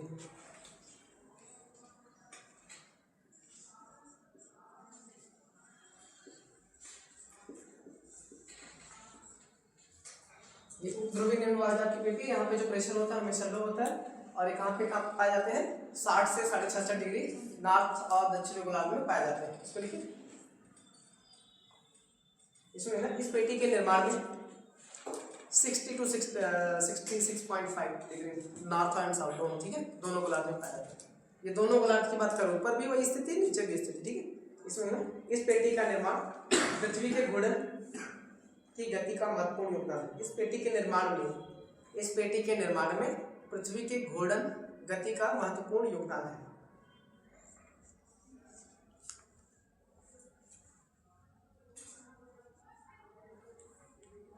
पृथ्वी के घूर्णन गति का महत्वपूर्ण योगदान है, ठीक है। अब ये हवाएं फिर यहाँ पे क्लॉकवाइज इस दिशा में चलती हैं, ठीक है। हवाओं की गति यहाँ पर ऐसी होगी ना, क्लॉकवाइज ही रहती है हमेशा, ठीक है। वो हमेशा क्या होता है? क्लॉकवाइज चलती है। और घूर्णन गति यहाँ पे, अच्छा, कोरियालिस बल भी बताया था। कोरियालिस बल जो होता है भूमध्य रेखा पे कितना होता है? न्यूनतम होता है, 0 होता है, जबकि ध्रुव की साइड जाने पर बढ़ता है। तो यहाँ पे कोरियालिस बल ज्यादा एक्टिव होता है। तो कोरियालिस बल ज्यादा एक्टिव होने के कारण क्या होता है? वहाँ पे ज्यादा एक्टिव है, तो नीचे का जो क्षेत्र होगा वो कैसा होगा? वहाँ पे टेम्परेचर, मतलब एक तरह से वायुदाब जो होगा ऊपर, वायु हमेशा ऊपर की तरफ उठती है। तो कोरियालिस बल के कारण जो होता है उस वहाँ पे निम्न वायुदाब का क्षेत्र बनता है। किस बल के कारण बनता है? कोरियालिस बल। जबकि अभी उपोष्णकटिबंधीय क्षेत्र में देखा था, वहां पे कारण क्या था? वहां पे पवनों के अतिक्रमण के कारण होता है। किसके कारण होता था? पवनों के अतिक्रमण, जिसे हम अश्व अक्षांश बोलते थे ना, वहां पे किसके कारण होता है? पवनों के अतिक्रमण के कारण जो होता है हाई प्रेशर बनता है। पवनें वहां पे ज्यादा मात्रा में दोनों दिशाओं से आके मिलती है, वहां पे हाई प्रेशर का क्षेत्र बनता है। जबकि भूमध्य रेखा वाला जो निम्न वायुदाब का क्षेत्र है, वहां पे टेम्परेचर जो तापमान वर्ष भर एक समान रहता है, तो जिसके कारण वहां का जो क्षेत्र होता है निम्न वायुदाब का। भूमध्य रेखा पे निम्न वायुदाब का कारण क्या है? सूर्य के ताप के कारण होता है। उसके ऊपर जब बढ़ते हैं तो फिर हाई प्रेशर आता है, वहां पे पवनों के अतिक्रमण के कारण हो रहा है। फिर यहाँ पे कुछ उपध्रुवी निम्न वायुदाब की पेटी में क्या कारण है? पृथ्वी के, मतलब कोरियालिस बल के अधिक होने के कारण वहां पर जो होता है निम्न वायुदाब का क्षेत्र बन जाता है, ठीक है। इसमें नहीं, और सागरों के पास में जो यहाँ पे गर्म जलधाराएं वगैरह भी चलती हैं, ठीक है। गर्म जलधाराओं के चलने के कारण भी यहाँ पे जो होता है कैसी स्थिति होती है? निम्न वायुदाब का क्षेत्र रहता है। गर्म जलधाराएं होंगी, वहाँ के आसपास का जो टेम्परेचर होगा क्या होगा? वो अधिक रहेगा। टेम्परेचर अधिक होने से वहाँ का जो क्षेत्र होगा वो निम्न वायुदाब का रहेगा। तो एक कारण ये भी होता है, ठीक है। इसमें और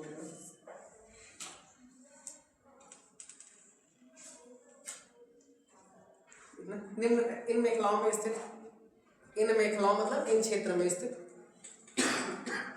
इन क्षेत्रों में स्थित महासागरों में, इन मेखलाओं में स्थित महासागरों में चलने वाली गर्भधाराएं या जलधाराओं के कारण, इन मेखलाओं में स्थित महासागरों में चलने वाली गर्भधाराओं के कारण यहाँ का तापमान बढ़ जाता है।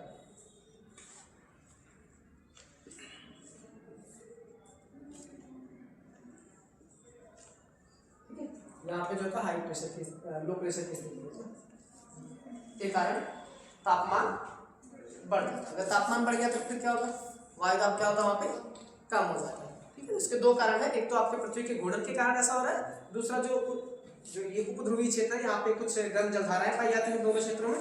गर्म जलधाराओं के कारण आसपास का क्षेत्र कैसा हो जाता है, गर्म हो जाएगा, और गर्म होने की वजह से तापमान वहाँ पे क्या होता है, कम हो जाता है, जिस वजह से वो वाला क्षेत्र जो होता है आपका उपध्रुवीय क्षेत्र होता है वो निम्न वायुदाब का क्षेत्र बन जाता है। ठीक है, यहाँ पे भी उत्तरी गोलार्ध में जाता है, हवाओं की दिशा जो होती है क्लॉकवाइज चलती है, जबकि दक्षिणी गोलार्ध में क्या चलती है, एंटी क्लॉकवाइज चलती है। फेरल के नियम में क्या बताया था, उत्तरी गोलार्ध में दाईं तरफ, दक्षिणी गोलार्ध में बाईं तरफ होती है। ठीक है, और चक्रवात में क्या था, हवाओं की दिशा चक्रवात पूछ रहा हूँ, हाँ एंटी क्लॉकवाइज, उत्तरी गोलार्ध में एंटी क्लॉकवाइज और दक्षिणी गोलार्ध में क्लॉकवाइज, अपोजिट है। अभी जो यहाँ पे चल रहा है उसके अपोजिट है। जबकि हम अगर क्या बोलते हैं साइक्लोन एंटी साइक्लोन की बात करेंगे तो प्रति चक्रवात की वो उत्तरी गोलार्ध में क्लॉकवाइज, जबकि दक्षिणी गोलार्ध में जो इसके लिए सामान्य स्थिति, जो इस सामान्य स्थिति जो प्रति चक्रवात को दिखाती है ना, अगर सामान्य स्थिति मतलब प्रति चक्रवात। ठीक है, चक्रवात का अपोजिट मतलब चक्रवात बिल्कुल नहीं आना। ठीक, उस स्थिति में क्या होता है, उत्तरी गोलार्ध में क्लॉकवाइज चलती है, दक्षिणी गोलार्ध में एंटी क्लॉकवाइज चलती है, तो वो प्रति चक्रवात की ही स्थिति होती है। ठीक है, ऐसे याद कर सकते हो दोनों का साथ में। और एंटी चक्रवात जब भी सॉरी साइक्लोन की जब बात आएगी तो इसका अपोजिट कर देना, जो सामान्य स्थिति है इसमें क्या होता है कि हमेशा क्लॉकवाइज चलेगी। ठीक है, फेरल का नियम भी यही बताता है कि क्लॉकवाइज मतलब दाईं तरफ अर्थात क्लॉकवाइज मुड़ रही ऊपर, और नीचे क्या है बाईं तरफ अर्थात एंटी क्लॉकवाइज। तो ये जो स्थिति होती है हमेशा कैसी है, सामान्य स्थिति है। तो सामान्य स्थिति को क्या बोलते हैं, एंटी साइक्लोन या प्रति चक्रवात कहते हैं। ठीक है, इसीलिए हमेशा एंटी साइक्लोन की जो उत्तरी गोलार्ध में स्थिति होती है वो कैसा होता है, क्लॉकवाइज चलता है, दक्षिण गोलार्ध में एंटी क्लॉक। अगर चक्रवात आ गया तो इसका अपोजिट डायरेक्शन, इसका सेम, इसका उल्टा हो जाएगा अपोजिट। इसी वजह से हम मतलब उल्टा कर देना याद करने के लिए कि जो ऊपर होता है वो क्लॉकवाइज था तो क्या बोलेंगे चक्रवात के लिए, एंटी क्लॉक बोलेंगे, और नीचे क्या था एंटी था तो उसका क्या हो जाएगा चक्रवात के लिए क्लॉकवाइज हो जाएगा। ठीक है, दिशाएं याद रखना, दिशाएं से क्वेश्चन पूछ सकता है। चक्रवात और प्रति चक्रवात में अंतर भी आता है एग्जाम में, तो वहाँ मतलब ये दो पॉइंट तो याद रखना कि उसमें प्रेशर जो हाई से लो चलती है और एक में जो होता है लो से हाई। एक तो अपसरण क्षेत्र बनाता है, केंद्र बिंदु पे जाता है होता है, और एक होता है अपसरण मतलब फैलाने का काम करता है, वहाँ पे जो सामान्य स्थिति है। अगला है ध्रुवीय उच्च वायुदाब पेटी, पोलर हाई वाला। ठीक है, ध्रुवीय उच्च वायुदाब पेटी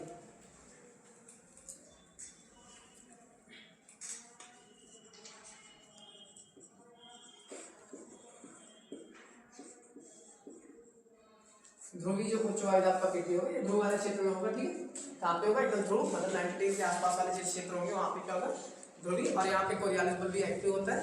ठीक है, क्या होता है कोरियालिस बल एक्टिव होता है, वहाँ पे जो होगा हाई प्रेशर बनेगा। यहाँ पे हमेशा क्या दोनों दिशा की बात करेंगे, नीचे भी और ऊपर भी। ये प्रेशर ये हवाएं जो होती है फिर ऊपर जाके यहाँ पे संकेंद्रित होंगी, और दिशा इधर से आएंगी, इधर भी हवाएं आएंगी इस दिशा से। ठीक है, यहाँ पे संकेंद्रित होंगी और यहाँ पे एक तरह से अभिसरण होगा हवाओं का। तो और ये यहाँ पे आयतन क्या होगा फिर कम होगा, जैसे यहाँ पे अतिक्रमण हुआ था ना, फिर हमारे यहाँ पे आके क्या होंगी कम होंगी, सॉरी उनका आयतन क्या होगा कम होगा। आयतन कम होने से उनका क्या होगा घनत्व बढ़ेगा, अर्थात वो नीचे की तरफ बैठेंगे, और फिर ये क्षेत्र कैसा हो जाएगा हाई प्रेशर का बन जाएगा। ठीक है, यहाँ पे अतिक्रमण हुआ था 30 डिग्री के आसपास में, जिसे हम असुरक्षांश बोलते थे, और उसके ऊपर क्योंकि कारण क्या था ऊपर से आने वाली और नीचे से आने वाली लो प्रेशर यहाँ पे अतिक्रमण करती है। अतिक्रमण का मतलब क्या है, एक दूसरे इनफ्रिंजमेंट बोलते हैं ना, उसको आके आपस में मिलती है, तो वहाँ पे एरिया क्या होता है, आयतन क्या होता है कम हो जाता है। आयतन कम होने से हवाएं नीचे की तरफ बैठती है। आयतन किसी चीज का कम होगा, जैसे खीर ले लो पानी में फेंको तो नीचे डूब जाता है, कारण क्या है आयतन कम होता है। लेकिन अगर उसी का अगर कोई कटोरी वगैरह बना लो जिसका आयतन ज्यादा है तो वो पानी में नहीं डूबेगा। रीजन क्या है, आयतन अधिक होने के कारण कटोरी जो है आपका जो नाव होता है वो नहीं डूबता, जबकि उसी कील से बनी हुई अगर सॉरी उसी जो लोहे से बनी हुई कील अगर पानी में डुबोते हैं तो वो डूब जाता है। कारण क्या देते हैं, आयतन के कारण। आयतन में कमी होती है तो वो डूब जाएगी, सॉरी हाँ आयतन में कमी होगी तो क्या होगी वो डूब जाएगी, अगर आयतन अधिक होगा तो नहीं डूबती।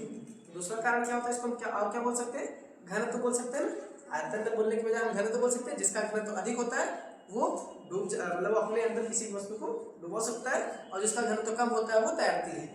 ठीक है, कोई भी वस्तु जैसे नाव होता है, जिसका घनत्व कम होता है वो डूब जाता है, जिसका घनत्व अधिक होता है वो अपने अंदर किसी दूसरी वस्तु को डुबो सकती है।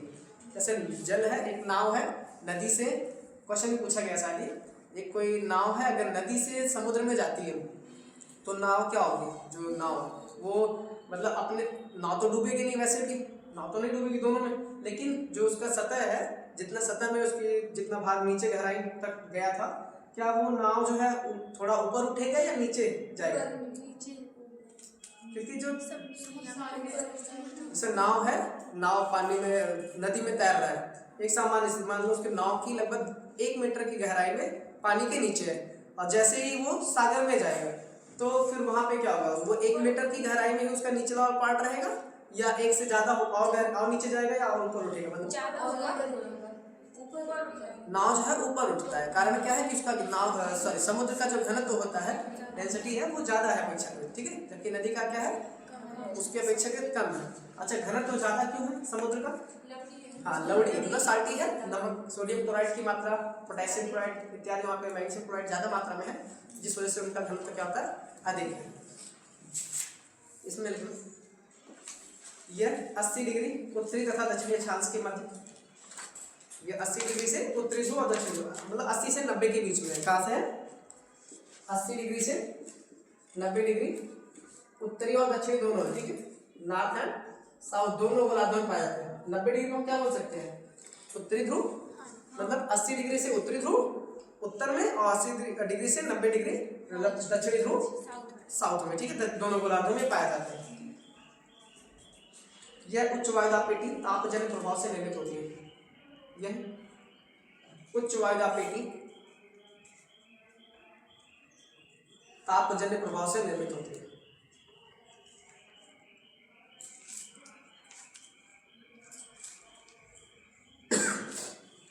तापजन्य प्रभाव से निर्मित होती है।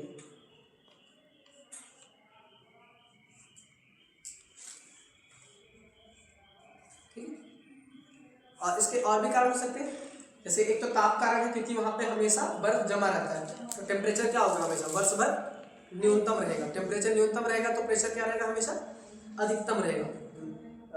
प्रेशर वहां पे सबसे ज्यादा हाई प्रेशर रहेगा, और वहां पे टेम्परेचर कम रहेगा, क्योंकि हमेशा वर्ष भर बर्फ जमा रहता है। एक कारण तो ये हो गया। दूसरा कारण क्या है, एक तो आप कोरियालिस बल का कारण दे सकते हो कि कोरियालिस बल जो होता है सबसे अधिक कहाँ पे होता है, ध्रुवों पर कोरियालिस बल जो होता है सर्वाधिक होता है। हमेशा कोरियालिस बल ध्रुवों पर सर्वाधिक होता है, इसलिए वहां पर निम्न वायुदाब हाई प्रेशर का क्षेत्र बना रहता है, ठीक। तीसरा कारण क्या है कि जो पवनों की दिशा है वहां पर आके मिलती है, अभिसरण होती है, एक तरह से अतिक्रमण जो बोलते हैं। पवनों की गति के आधार पे भी हम बोल सकते हैं कि वहां पे जो है हाई प्रेशर, मतलब नीचे की तरफ हवाएं बैठेंगी, मतलब दाब जो होगा वायु का हमेशा नीचे की तरफ, क्योंकि आयतन में कमी होने के कारण वायु हमेशा नीचे बैठती है। तो तीन रीजन इसके हो सकते हैं। एक तो आपका जो आपका हिमांक के कारण मतलब हिम के कारण होता है, क्योंकि हिम के कारण क्या होता है, हमेशा ठंडा मौसम बना रहेगा, टेम्परेचर कम रहेगा, टेम्परेचर कम होने की वजह से प्रेशर वहां पे ज्यादा रहेगा, ठीक है। दूसरा क्या है, कोरियालिस बल ज्यादा एक्टिव रहता है, कोरियालिस बल एक्टिव होने की वजह से उस क्षेत्र में क्या होता है, लो प्रेशर का क्षेत्र, सॉरी हाई प्रेशर का क्षेत्र बनता है। तीसरा जो है पवनों की दिशा, पवनों जो होती है ऊपर फिर क्लॉकवाइज चलती है, फिर आके यहीं पे सब सारी पवनें यहीं पे आके मिलती है। जब सारी पवनें एक साथ में आके मिलेंगे तो क्या होगा, आयतन में कमी होती है और नीचे की तरफ बैठती है, और जब नीचे बैठेंगे एक साथ बैठेंगे तो उनका प्रेशर वहाँ पे क्या हो जाएगा, हाई प्रेशर क्षेत्र बन जाता है। वायुदाब की पेटियों में स्थिति में परिवर्तन जो होता है, जैसे इसको बता देता हूँ कि जैसे सूर्य की रोशनी, पिछले क्लास में पढ़ा था कि सूर्य जो होता है 21 मार्च और 23 सितंबर को क्या होता है, सूर्य भूमध्य रेखा पे लंबवत चमकता है। तो यहाँ पे हमेशा वर्ष भर तापमान क्या होगा, वर्ष भर अधिक रहेगा। तापमान अधिक होने की वजह से प्रेशर वहाँ पे क्या हो जाएगा, कम, क्योंकि हवाएं ऊपर उठने लगेंगी। हवाएं जहाँ पर प्रेशर तापमान अधिक होगा तो हवाएं ऊपर उठती हैं। वही जैसे हम कर्क रेखा पे पहुँचते हैं तो 23 मार्च, ठीक है, सॉरी 23 जून, 21 जून, 21-22 जून आता है, ठीक है। क्या है, 21 जून की तारीख आती है, कर्क रेखा पे सूर्य की किरणें कैसी होती है, लंबवत चमकती है। कर्क रेखा मतलब 23.5 डिग्री अक्षांश उत्तरी को हम क्या बोलते हैं, कर्क रेखा बोलते हैं। 23.5 डिग्री उत्तरी अक्षांश को क्या बोलते हैं, कर्क रेखा, और 23.5 डिग्री दक्षिणी अक्षांश को क्या बोलते हैं, मकर रेखा बोलते हैं। तो इधर 21 जून को क्या होता है, सूर्य की रोशनी कर्क रेखा पे लंबवत चमकती है, ठीक है। तो अब यहाँ पे टेम्परेचर क्या आगे बढ़ रहा है, जो तापमान है समय के साथ आगे बढ़ रहा है। जैसे यहाँ पे था, अभी टेम्परेचर कर्क रेखा पे लंबवत चमक रहा है, तो यहाँ पे टेम्परेचर क्या होगा, अधिक होगा, तो यहाँ पे लो प्रेशर की स्थिति बनेगी। फिर जैसे जैसे टेम्परेचर आगे बढ़ता जाएगा तो वैसे ही लो स्थिति और हाई प्रेशर की जो मतलब हाई प्रेशर और लो प्रेशर की स्थिति बनती जाएगी, और मतलब परिवर्तित होती रहेगी, चेंज होती रहेगी। और जैसे ही नीचे आएंगे, फिर 23 सितंबर की तारीख आएगा, वापस ऊपर से सूर्य नीचे आया है, फिर 23 सितंबर को सूर्य है कर्क रेखा पे लंबवत चमकेगा, तो यहाँ पे फिर निम्न वायुदाब का क्षेत्र अधिक प्रभावी रहेगा। हाई प्रेशर मतलब नहीं रहेगा, निम्न वायुदाब, टेम्परेचर अधिक है। फिर यहाँ से जैसे नीचे आएंगे मकर रेखा पे सूर्य लंबवत कब चमकता है? 22 दिसंबर को चमकता है। यहाँ पे दिन का होगा बड़ा होगा और रातें छोटी होंगी। ठीक, इस वाले क्षेत्र में फिर हाई प्रेशर की स्थिति बनेगी, सॉरी लो प्रेशर की टेम्परेचर अधिक होने से लो स्थिति बनती है। तो सूर्य की स्थिति मतलब पृथ्वी के अपने अक्ष पर परिक्रमण के, अक्ष पे तो परिभ्रमण करता है ना, पृथ्वी के परिक्रमण करने के कारण भी जो वायु दाब की स्थितियां हैं उसमें परिवर्तन होता है। ठीक है, पृथ्वी परिक्रमण करती रहती है ना सूर्य की, उसके कारण जो है ये समय बदल रहा है, कर्क रेखा पे लंबवत चमक रही है या भूमध्य रेखा पे या मकर रेखा पे। किसके कारण होता है? ये परिक्रमण के कारण होता है। ऐसा लगता है कि सूर्य फिगर बनाने का सूर्य ऊपर जा रहा है फिर नीचे आ रहा है, क्योंकि ये पृथ्वी घूमती रहती है ना, सूर्य स्थिर। तो सूर्य के मतलब पृथ्वी की परिक्रमण के कारण भी तापजन्य ताप होता है, टेम्परेचर होता है वो प्रभावित होता है। जब ताप प्रभावित होगा तो दाब भी प्रभावित होगा, क्योंकि दाब जो होता है ताप के एंटी प्रोपोर्शनल मतलब विपरीतमानुपाती होता है। अगला लिखना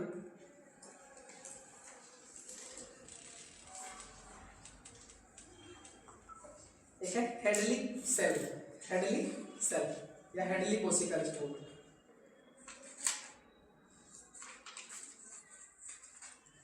हेडली कोशिका, इसको कल लिखा था, ठीक है, इसको रहने दो, इसको कल लिखा था। आज स्थानिक कौनों के बारे में थोड़ा बताता हूँ, जो स्थानिक कौने होते हैं उनको लिखो, ठीक है, ये थोड़ा फैक्ट हो जाएगा ना, इसको आप याद भी कर लेना साथ में। स्थानिक कौनों को पहले, स्थानिक कौनों में क्या होते हैं? जो स्थानीय मतलब शुष्क और गर्म की स्थिति वहाँ के टेम्परेचर की वजह से निर्धारित होती है। स्थल भाग में जो चलती है, स्थान क्या उसको बोलते हैं?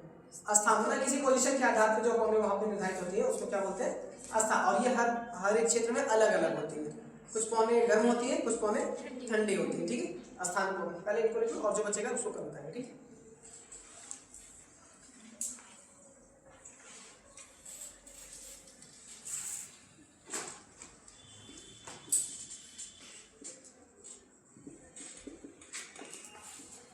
स्थानीय कौन लिखो। ये कौन है? तापमान तथा, ये कौन है? तापमान तथा वायु दाब के,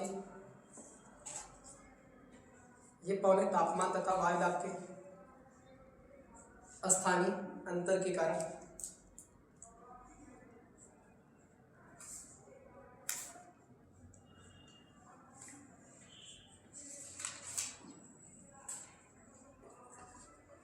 स्थानीय अंतर के कारण चलती है। मतलब स्थान के आधार पे इनका निर्धारण होता है। ताप और दाब में अंतर के कारण जो क्योंकि हर एक पोजीशन का अलग अलग टेम्परेचर और प्रेशर होता है, इस वजह से इनको क्या नाम दिया गया है? स्थानीय कौने कहते हैं। इसमें लिखना पहला chinook, chinook chinook chinook foehn sirocco, बहुत सारे chinook foehn sirocco, harmattan, mistral, ठीक है, मिस्टल होता है ना, सिराको, हबू इत्यादि। चिनूक कहाँ चलता है? चिनूक जो रॉकी पर्वत होता है उस वाले क्षेत्र में कौन सी हवाएं चलती हैं? चिनूक। चिनूक जो होता है गर्म पवन है। कैसी है? गर्म एवं शुष्क होती है। कैसी होती है? गर्म एवं शुष्क। चिनूक कैसी है? इसको भी लिख लो साथ में। चिनूक कैसी है? चिनूक के सामने लिखना गर्म एवं शुष्क। और ये रॉकी पर्वत के पूर्वी ढाल पे चलती है, पूर्वी दिशा में, जो पूर्वी ढाल होगा रॉकी पर्वत का वहां पे चलती है। ठीक है,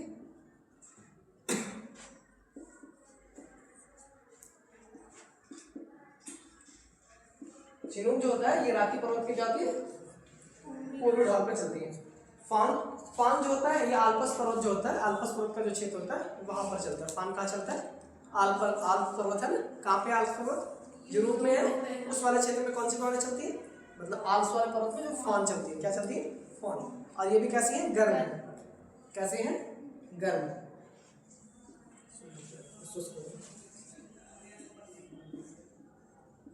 शुष्क फान है और गर्म है। फान भी क्या है? गर्म और शुष्क है।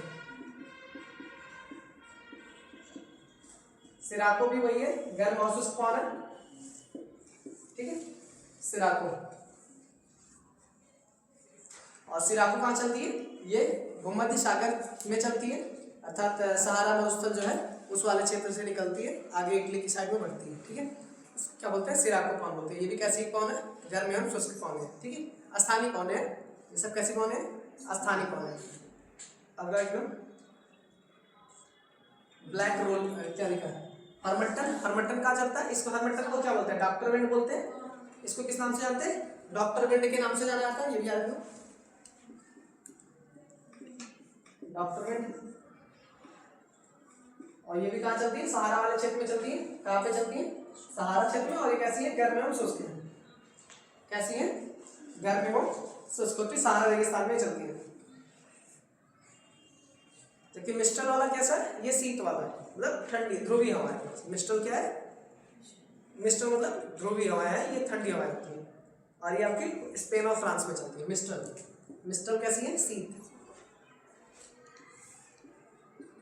या ध्रुवीय बोल सकते हैं। और ये कहाँ चलती है, ये फ्रांस और स्पेन में चलती है, पूछा भी गया एग्जाम। ठीक है, कहाँ चलती है, फ्रांस और स्पेन में जो है मिस्टल हवा चलती है। ये एक शीत ध्रुवीय हवा है। और हरमट्टन जो है गर्मी एवं शुष्क में आता है, डॉक्टर विंड, सिराको, फॉन, चिनू। ठीक है, यार 2-4 और लिख लो, इसको फोटो भेज देंगे, आप पूरा देख के लिख लेना, इसको याद ही करना है।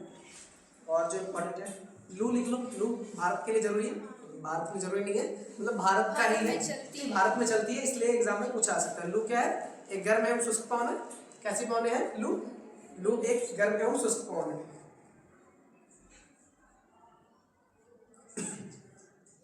लू है। और एक बोरा भी है। लू कहाँ चलती है, राजस्थान वगैरह के इलाके में जो है लू चलती है गर्मियों के समय में। और ये कैसी है, गर्म है, गर्म व शुष्क है। भारत एवं पाकिस्तान वाला इलाका जो होता है वहाँ पे क्या चलती है, गर्मियों के समय में दोपहर में लू चलती है। ठीक है, ये एक स्थानीय पौधे होते हैं। इसके अलावा बोरा होता है।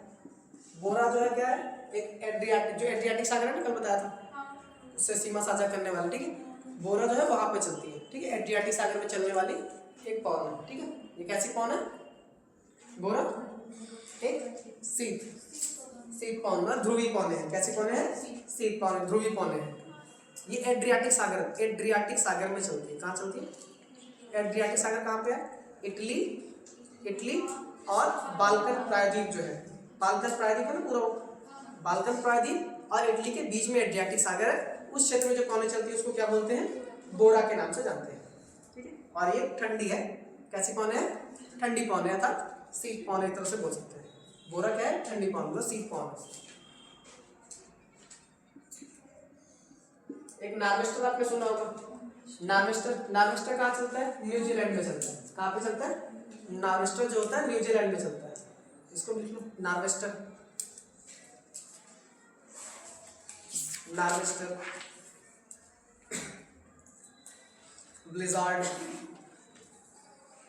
ब्लिजार्ड जो है कहाँ पे चलता है, यूएसए में चलता है। ब्लिजार्ड कहाँ पे है, यूएसए में है।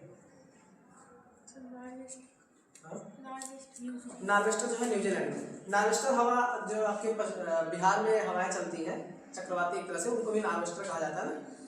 नार्वेस्टर जो है एक तरह से स्थानीय पौने है, ये कहाँ पे चलती है, न्यूजीलैंड में चलती है, उसको क्या होता है, नार्वेस्टर के नाम से जाते हैं। ब्लिजार्ड जो होता है ये भी ठंडी पौने है, मतलब शीत पौने है। ब्लिजार्ड कहाँ पे है, यूएसए में। कहाँ पे, यूएसए में ब्लिजार्ड। एक और लिखो, एक है ब्रिकफिल्डर, ब्लिजार्ड, ब्रिकफिल्डर। ठीक है, ध्यान रखो, दोनों में अंतर है। ब्लिजार्ड जो है शीत है, जबकि ब्रिकफिल्डर की बात करेंगे तो ये गर्म है, ऑस्ट्रेलिया में चलेंगे। ब्रिकफिल्डर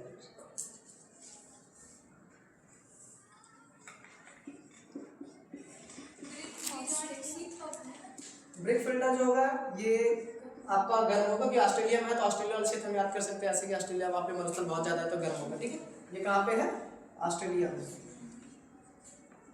इनका लोकेशन इंपॉर्टेंट। ठीक है, सबसे ज़्यादा इनका लोकेशन पूछा जाता है एग्जाम में कि ये पौने कहाँ पे चलती है। तो ब्रिकफिल्डर कैसी है, गर्म मतलब शुष्क पौने, गर्म एवं शुष्क पौने। ठीक है, और एक है अभी लिखा था ब्लिजार्ड। ब्लिजार्ड जो होता है ये आपके यूएसए वाले क्षेत्र में चलता है, अमेरिका में, जबकि ये कैसे है, शीत पौन है। तो ब्रिक और ब्लिजार्ड मिलता जुलता है, ठीक है। एक होता है ब्लैक रोलर, ये भी यूएसए में चलता है। कहाँ पे चलता है? यूएसए में चलता है ब्लैक रोलर। तीनों याद रखना, बस सही है, ठीक है। तो कंफ्यूजन होगा। ब्लिजार्ड जो होता है यूएसए में चलता है, ब्लैक रोलर भी यूएसए में चलता है। ब्लैक रोलर कहाँ चलता है? यूएसए में ही चलता है। और ये ब्लैक रोलर भी कैसी है? एक गर्म पाउडर है, मतलब गर्म में हम सोचते हैं। ब्लैक रोलर यूएसए में है, ब्लिजार्ड भी यूएसए में है। ब्लिजार्ड जो होता है शीत है, जबकि ब्लैक रोलर कैसा है? गर्म पाउडर। और ब्रिक फिल्टर कैसी है? ऑस्ट्रेलिया में चलने वाली एक स्थानीय पौधे है जो कि गर्म पौन है। कैसी पौन है? गर्म। नार्वेस्टर भी आपका न्यूजीलैंड में, वो भी कैसी है? गर्म पौन है, ठीक है। चिनूक कैसी है? गर्म एवं शुष्क है, जो कि रॉकी पर्वत पे चलती है। कहाँ पे चलती है? रॉकी पर्वत पे चलती है। रॉकी पर्वत के पूर्वी ढाल पे चलती है, पूर्वी किनारे, मतलब इधर जो शहरी क्षेत्र है अर्थात नगरीय क्षेत्र है उस दिशा में चलती है। सिराको कहाँ पे है? सहारा वाले क्षेत्र में चलती है, ठीक है। इसको हम खूनी वर्षा वाला भी बोलते हैं। सिराको को किस नाम से जानते हैं? खूनी वर्षा भी कहा जाता है। ये खूनी वर्षा कराती है। खूनी वर्षा का मतलब क्या है? कि जो वहाँ के रेगिस्तान है, ठीक है, रेगिस्तान से धूल के कण, मतलब रेत को उड़ा के जाती हैं, और जब ऊपर वहाँ पे बारिश होती है तो उनके साथ वो वापस साथ में गिरती हैं, तो उनका जो कलर होता है एक तरह से रेड कलर का होने की वजह से उसको खूनी वर्षा के नाम से भी जानते हैं। और ये कहाँ पे चलती है? एड्रियाटिक सागर में चलती है। कहाँ पे चलती है? एड्रियाटिक सागर जो है उस वाले क्षेत्र में, तो सहारा रेगिस्तान से, सॉरी एड्रियाटिक सागर नहीं, सहारा रेगिस्तान से आगे बढ़ते हुए भूमध्य सागर में जो इटली वाला क्षेत्र होता है, इटली में जाके ये बारिश कराती है। कहाँ पे कराती है? इटली वगैरह में बारिश कराती है। तो इटली में जो है खूनी वर्षा किसके कारण होता है? पूछा जा सकता है। इटली में खूनी वर्षा का सिराको कारण, जबकि एड्रियाटिक सागर में क्या चलती है? बोरा। बोरा कहाँ चलती है? एड्रियाटिक सागर में चलने वाली एक स्थानीय पौधा, ठीक है। एड्रियाटिक सागर से सीमा साझा करने वाले देशों में जैसे इटली है आपका, स्लोवेनिया है, क्रोएशिया है, बोस्निया और हर्जेगोविना है, ठीक है, अल्बानिया और ग्रीस है, ठीक है, मोंटेनेग्रो, ठीक है, मोंटेनेग्रो, ठीक। बस इतना बहुत, ठीक। आगे जो बच्चे रहेंगे फोटो भेज दूंगा, उसमें साथ देखते हैं।